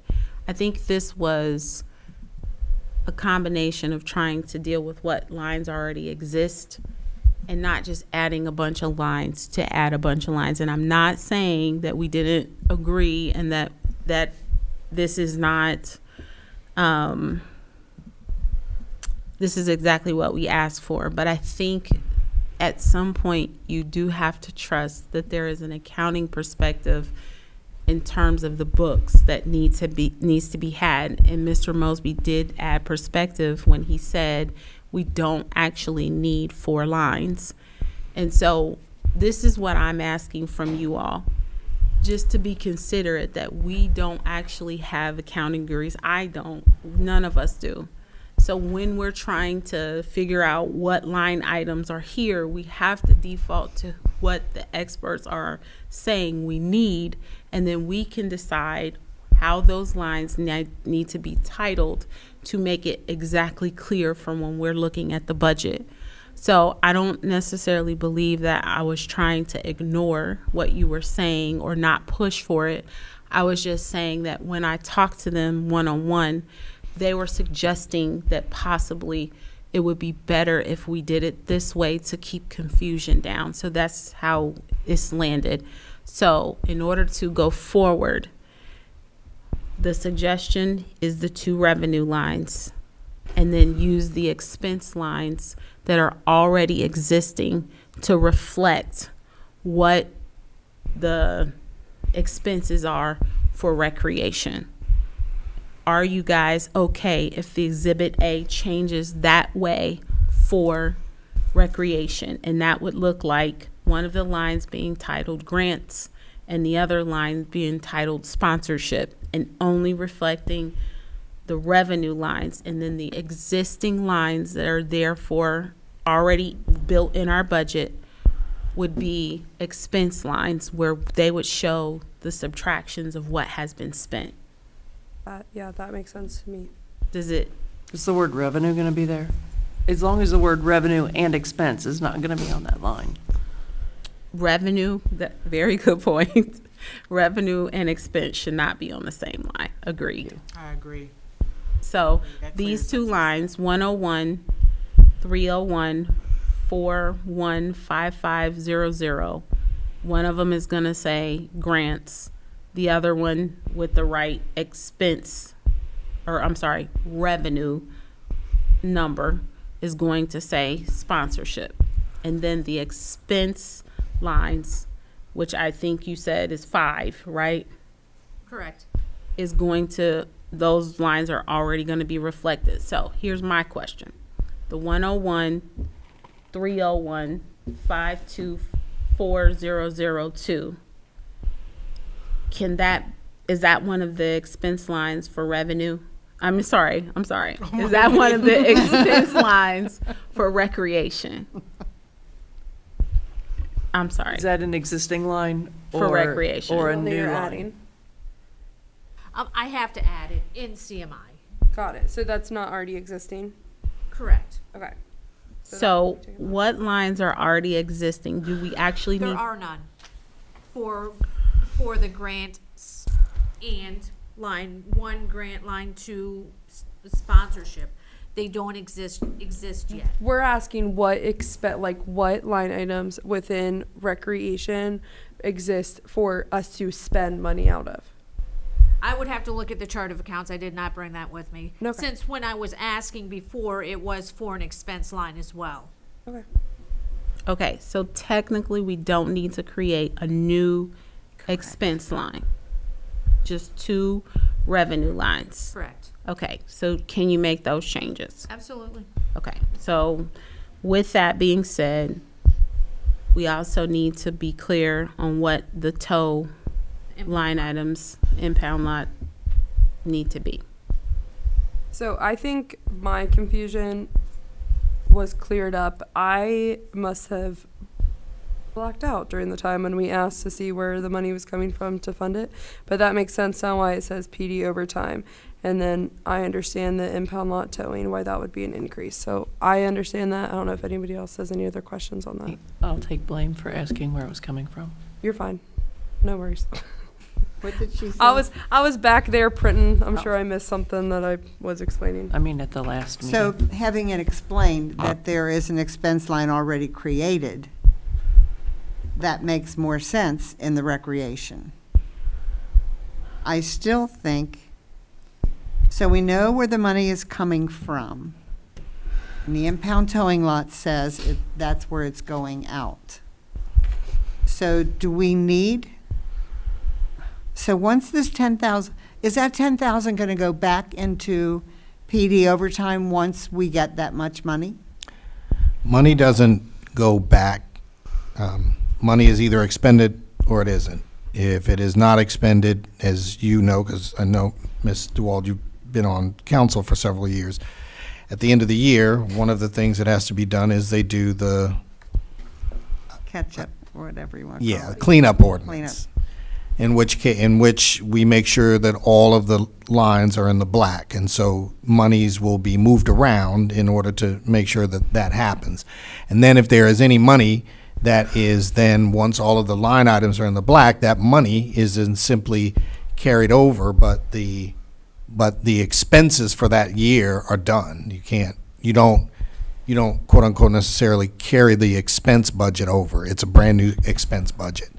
So no, the answer to your question would be no, it doesn't necessarily do that.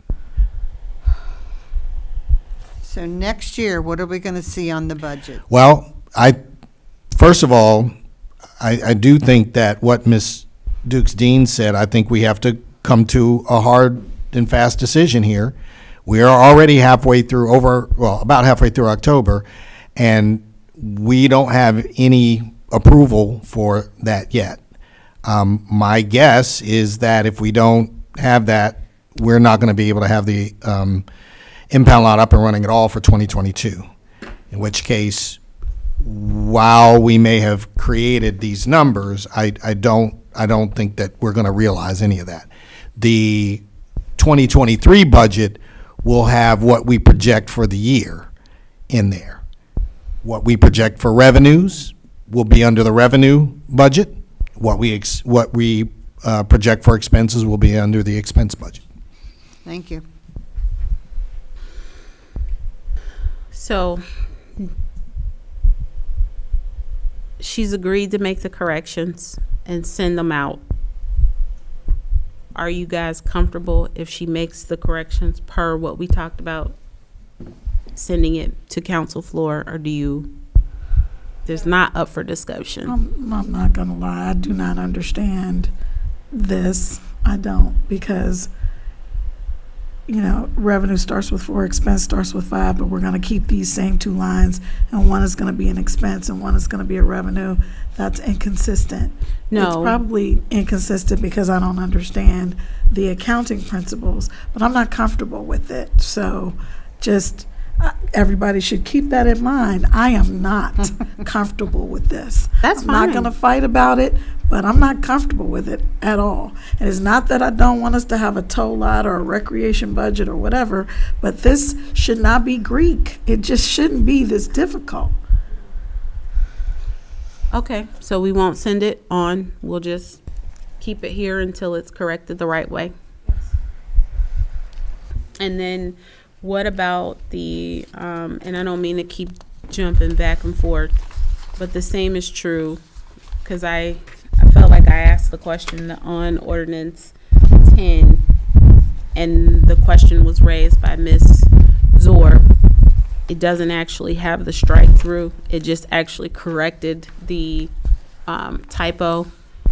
And so she asked, how will we resolve that on council floor? Because it actually already went to council floor, and I said that we needed to make a motion accepting the strike through and then going forward with the reading and pushing that one through. Okay, so I have a really stupid question. Mr. Dieter sent this to us. What was his suggestion for how we were supposed to fix it? It was the strike through in the motion. So, and he didn't do that? Just asking for a friend. I just got them tonight. I didn't have an opportunity to view them. I So promise I'm just not- answering the best I can on that note, and I understand that, but that is what we would have had to do. I think it was rushed because I think it was rushed, probably. Just for the minutes, I'm sorry. Where does the strike need to be? We're talking about Ordinance 11, It's right? in section 2, and it's the last sentence after, this is not Ordinance 11, this is Ordinance 10. Oh, okay. I'm really... And then it's on section 2, and it's in the last sentence after the date. It's 11. It's 11, right? The lead line? Yes, 11. I'm sorry. Okay. You're I was right. like, man, I'm really thrown off that. Sorry. I mean, According to the agenda, it's So they don't have numbers on them, and that's the it's reason okay. why. No worries. I get it. But you're right, it's Ordinance 11, Okay. I apologize. And it's in section 2? Yes. Okay.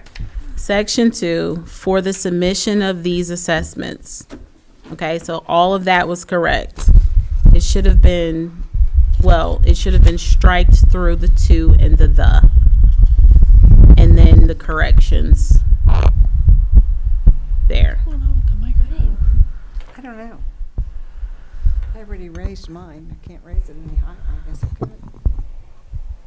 Sorry, you were saying thunder. section 2 and it's After the word assessments, after the date in the very last sentence. for the submission. Okay. Gotcha, thank you. So I have to ask, because it's the right thing to do, are you guys okay with him sending the strike through? Because that is a very minor change. I'm not for or against. You just let me know what you want to do, because that is why we sent this back to committee. I can tell you I am. I mean, it was just a typo to begin with. Right. Okay, so I will say I am. I don't know about anybody else.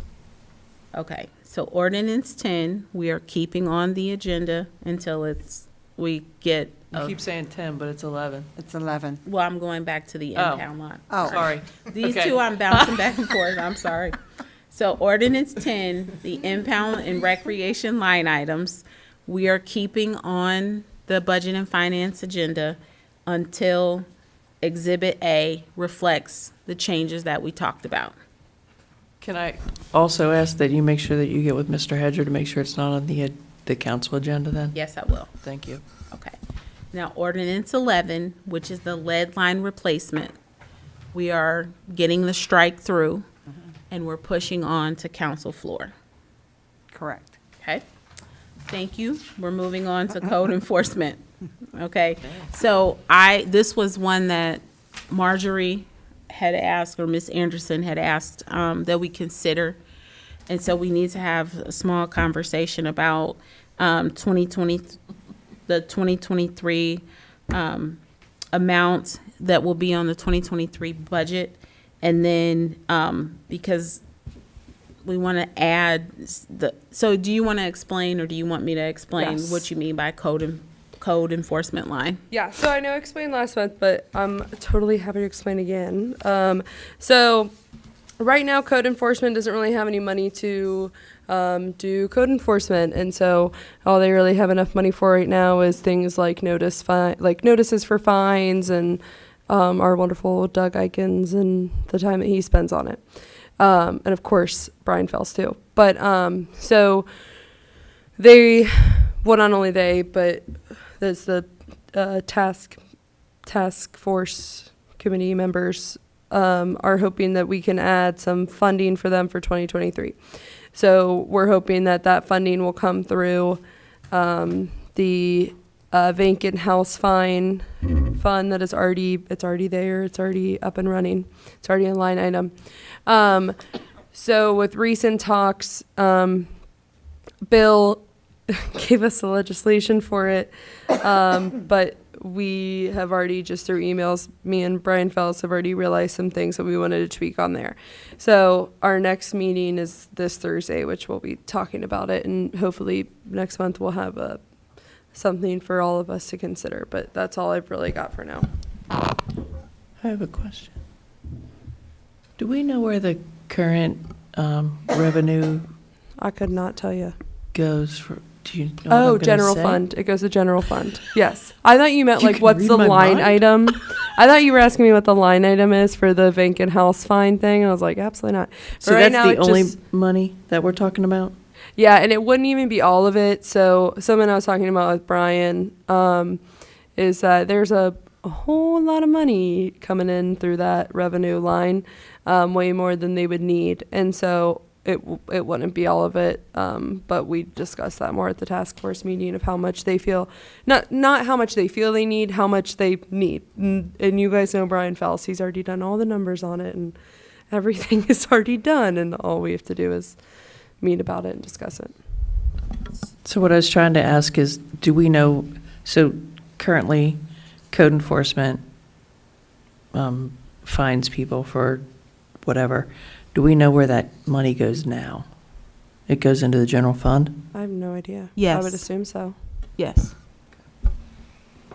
That and the rental registration, like when you register your property to be rental property in North College Hill. Did you say he gave you a recommendation or not A recommendation for the amount? Yeah, I mean, so Bill gave a recommendation, and I know Brian has a recommendation. So we're discussing that further on Thursday. Great. No, Bill Dieters. So we're discussing that further on Thursday. I really don't have any answers for it right now. Okay. Yeah. What exactly is a vacant house fine? I mean, I guess when people like have a vacant house, they have to. I feel like Mr. Mosby could answer that. I don't know. It isn't, it's not a fine, it's more of like a registration. They call it a vacant building maintenance license, and what that is the property owner pays a fee, and that fee, part of that fee is used if for some reason we have to do something to address that issue, that building. It's not occupied. If windows are broken or something like that and we have to go in to cover it up, that money is used to help abate such nuisances. And that's exactly what the new line item would be called, as nuisance abatement fund. So it would be literally money going from the vacant house stuff that, they're registering for to help address some of the vacant houses that we currently don't have money set aside for, if that makes sense. why wouldn't the owner pay for that? They may not. In other words, well, say for example, because this normally it doesn't really, if we're dealing with a vacant building, the property owner typically is not somebody that's close. Okay. This is probably somebody who's out of state. And so if something happens, they don't have a property manager here, and we have to go in to address it, that is what it's there for. Okay. Okay. So I'm going to go down a rabbit hole here. At our last council meeting, we heard about a house that had dogs in it that's vacant. Are we applying the vacant, whatever registration, whatever the proper name is? Are we applying that to that house? No. So they have to. I'm assuming you have a good reason why we're not? Yes, because in that case, the property owner has somebody listed as a tenant in there. So they have to apply for this by themselves. It's not like a fine. Correct. given out? It's not a quote unquote, even if that person isn't living there, it's not necessarily a vacant building. A vacant building is a vacant building where nobody is listed as an occupant or anything like that. They have somebody that's listed as an occupant. Wow. Okay.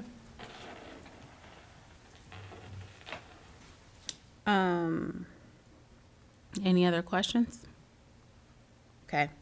And then I'm going to allow Mr. Mosby to give an update on the audit results. Thank you, Madam Chair. It's not really a lot there. Clearly, our finance manager is working with the Ohio Auditor of State as well as the accountant that we've been working with to finalize those. But the items that seemed to be that stirred up controversy were all corrected. And so, in fact, the Auditor of State came out with a press release and basically said that all of those things had been removed. So we don't have those issues. This is just simply now to close out. And I think besides that, everybody had already seen still some of the recommendations that they had already made. The only thing I will say is that the Ohio Auditor of State will be coming back in 2023 to do another biennial audit for 2021 and 2022. Can you repeat that? I'm sorry.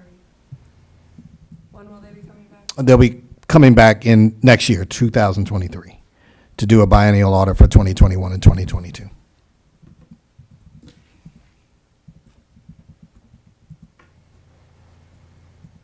Okay.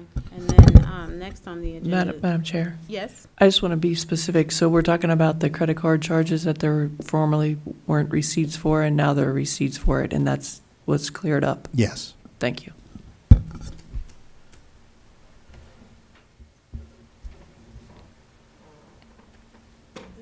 Any questions on the audit?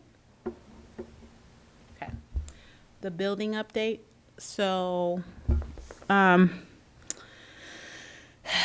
once it's gotta take my breath there. So on the building updates, we're just kind of at a impasse because we are getting the results from the estimate. But before we can even do that, we have, again, to make sure that we have finances in order, that we have and a clear idea of what kinds of things could go in this building once we do the renovations that are going to bring revenue. And we're talking with the, I always forget the name of the group that we hired to do the,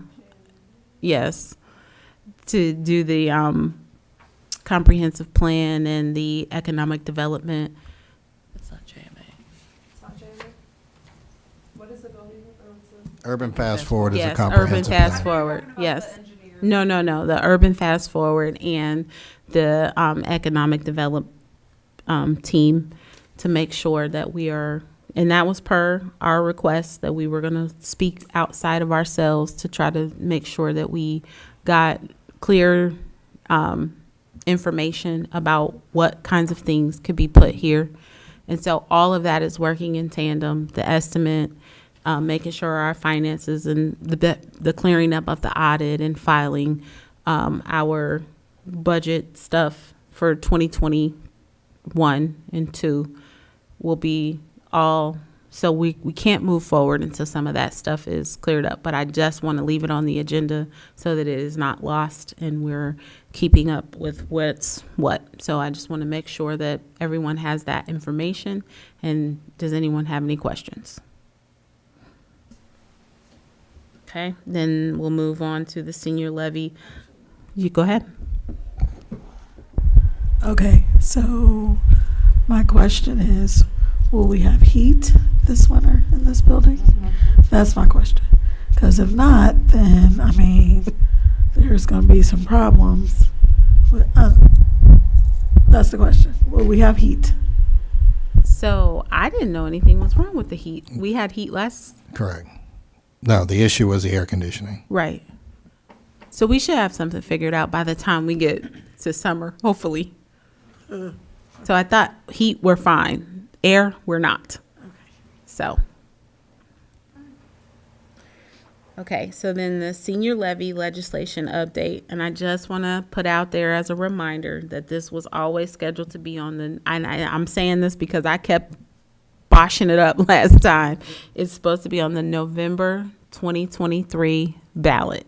And so it's, at this point, it's on Bill Dieter's desk, and he will send it back around. And I didn't want to lose an update on that either, since we had brought it to this committee. And then we will not have LaWanda Willis's supplemental pay on this agenda. We'll skip past that item and resume it for the next agenda for November. And I will add it as an executive session since it was a topic of concern this time. And then for new business, does anyone have any new business? I do. Go ahead. So I know we have talked several times about the crazy traffic and that people tend to use the turn lane on the far end of Galbraith as a passing lane. And I got a call from a citizen that I didn't know. I don't even know how he got my number. But he called me and said he was nearly in a head-on collision because someone was using that as a passing lane and wanted to know what we're going to do about it. And we have asked several times about putting rumble strips in there because we talked about making them musical. And then I've asked several times of the administration if we had an update, and I was told that we didn't have the money for it, or it was some type of money answer. So I would like to put it before this council committee that we find money to put rumble strips in, or some speed bumps, something in the center lane of Galbraith. Okay, so you're asking, so that's fine. Can we add that to the November agenda? Or you want to? I'd like to talk about it right now if we can. Okay. And then maybe have some type of legislation for the November agenda. Okay, Mr. Mosby, any comments? No, I think she was actually pretty accurate about that.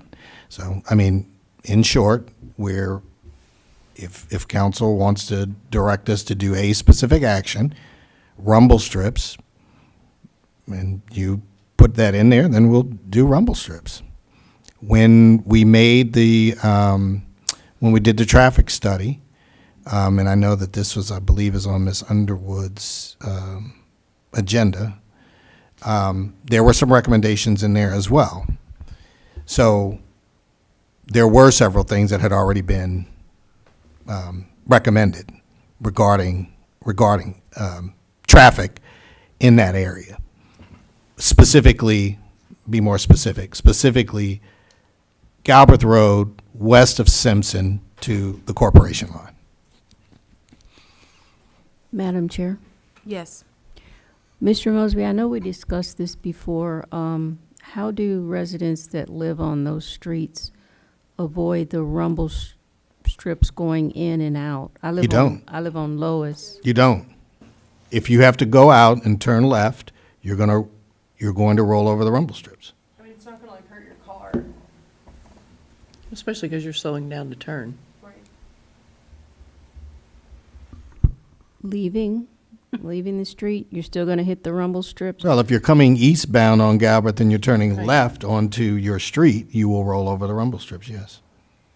If you turn right, you if, won't. If the center lane is like this, it's not horizontal, where will the rumble strips be? They'll be on the yellow stripes. Okay. That way, if you try to pass, it'll like, jolt you. So I had a different image of what the rumble strips were. Because if it's just on the yellow stripes, then running down the middle of the lane, it's not going to deter you from passing. I thought it was going to be the entire center lane. No.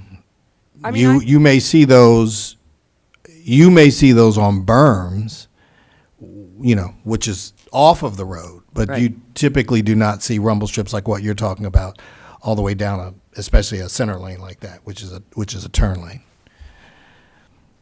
I'm gonna be honest, I don't totally understand how rumble strips would stop somebody from passing. Well, if it's just on the yellow line, it's not. What I don't understand. That's my whole point. But even if it is down the middle, I mean, if somebody's determined to pass, Right. It'll rattle your teeth. yeah. Is there, Let's put some speed bumps out there then. I want to do something. No, I'm tired of totally talking agree. about this and doing nothing about it. No, I completely agree. I'm just saying I don't want to spend money to do something and for it to not fix the problem. Can we put some of the temporary speed bumps out there? For time being. Do we have any left? Right now, we don't. We've deployed all of those. They are going to be in the 2023 budget, as I had mentioned before. Now, I think if you're going to do something, it needs to be a permanent fix. That's really what it needs to be. I think, again, if we go back to the traffic study, they talked about a couple of different things. One of them that they talked about were the islands. And there's obviously going to be pros and cons to anything. There's islands right now, for example, on Hamilton Avenue, right? So you don't have a middle lane, but, you don't have people trying to run down the center lane. We do have a center lane as well. I apologize because I didn't want this to go unnoticed, but I know that we also have a center lane east of Hamilton, basically pretty much down Galbraith that way as well. But I do know that where you're talking about is much different because unlike on the east side where you have signals, you do not have signals from Corporation line to Simpson. So I understand that concern. Sorry. When you just said signals, what if we even put like a crosswalk? Like somewhere where there's frequent traffic there. That'd be like Frogger. I would not recommend a crosswalk. I would probably agree with that. There used to be a traffic signal at Rob Verne, I want want to say. I don't remember a traffic signal there. There used to be one there. It was taken out Yep. in a storm or an accident. It was a Oh. truck or something took it out. Well, this is an interesting discussion, and I know, I don't know if you wanted to go here, but since you brought that up, I happen to be speaking to someone today, and we were talking about what we, as an incorporated city, or a charter city has, and that is we have an advantage of home rule. So according to, for example, traffic standards, signals should be no less than 800 to 1,000 feet apart, right? But in our city, that doesn't happen. We've got signals as low as 500 feet.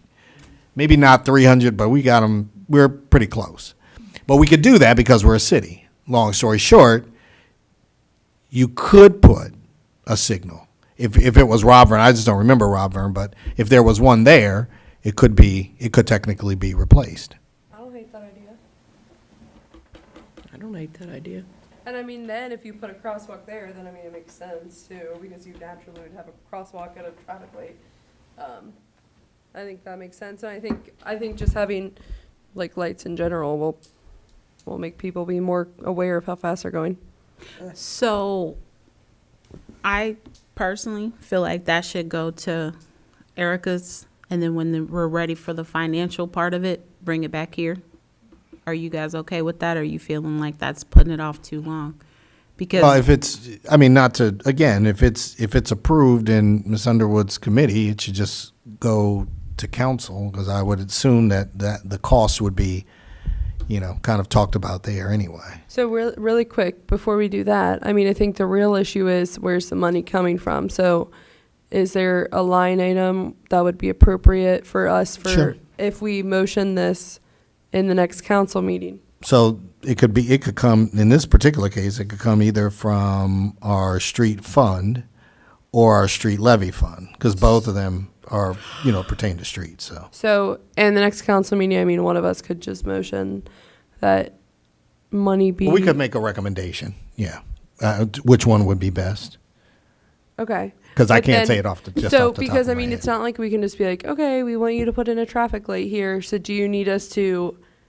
Well, we need to find out, to your point, I need to find out how much that signal is going to cost, Right. and then, and then we And then can I tell you remember that. last time we talked about something like this, Bill Dieters was here and he was saying you can't just put that kind of stuff anywhere. You need a traffic study for it. But given the conversation around how there used to be a traffic signal there, I'm wondering if there doesn't need to be a traffic signal for this. Would you like us to discuss that with Bill? Would you like to discuss that with Bill? No, I can discuss it with him, but more important, I think we would honestly need to discuss it with our traffic engineers. Okay. They would typically be the ones, but I will tell you that, because I talked to them recently about doing a traffic study on Hamilton Avenue, north of Galbraith, between there and South Ridge. Right. But if we don't need a traffic study, That's my point. Right. So, yeah, so So that's, I can talk to them about that, though. okay. So then if you wouldn't mind doing that, and then I guess just at the next council meeting, I don't even think this needs to like really stay in a committee if it just can go through a motion. Well, that would just be following council's protocol. Can I 'Cause there is no also legislation ask at to, this to time. piggyback? I'd like, because that still doesn't, that might slow people down. Right. And at the rate that people run red lights around here, I'm not so sure that's the end all and be all as a solution. I would still like to see speed bumps in the center of, we have to do something to deter people from using that as a passing lane, and I don't know what else to do. So unless the traffic engineers that you talk to, Mr. Mosby, if they have a better solution, I'm all ears. But I need something that is a deterrent from people using that center lane as a passing lane at 50 and 60 miles an hour. If council chooses to pass it, then we can. I would certainly not recommend putting a speed bump where you're asking for it, because that is not the best use of the speed bump. Well- It just is not. I think for to decide the route in which we slow the cars down or deter the passing. In my opinion, that needs to go to Erica's committee. Because that's where we're at. I mean, financially, he's already said these are the two lines that they would come from. He'd have to look at them.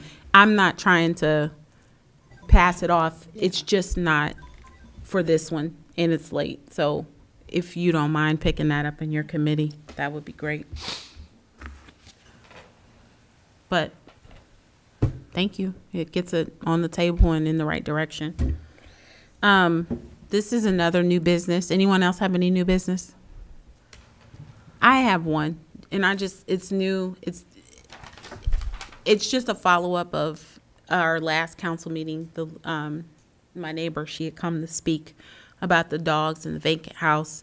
And I just, because it was such a pulling circumstance, I just wanted to kind of just briefly give that the dogs were brought to the Humane Society, but not by the Humane Society. The lady brought the dogs in, and they are, Like the person who's living there brought them in? Mm-hmm. Wow. and they are healthy dogs.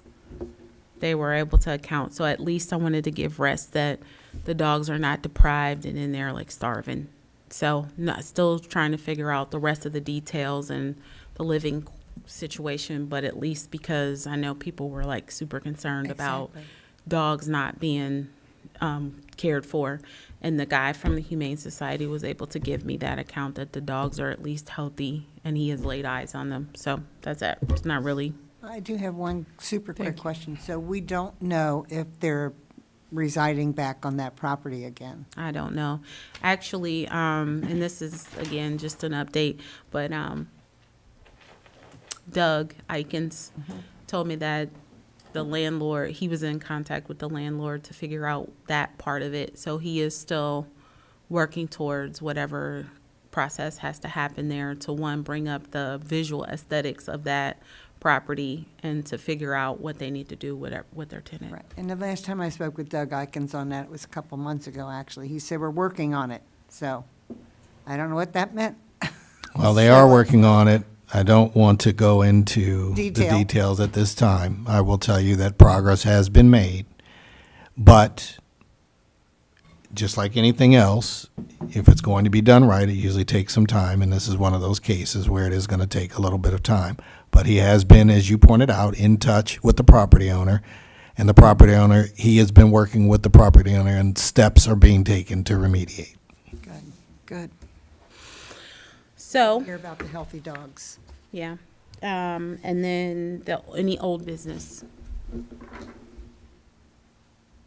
All right. Well, thank you guys for enduring. I feel like we made progress each time. Some of these meetings are not easy, and I just appreciate everybody for enduring them on both sides. And hopefully we will land to the right place in all the right spaces. Yeah, right. All right. Thank you guys. And we are adjourning at 8:58.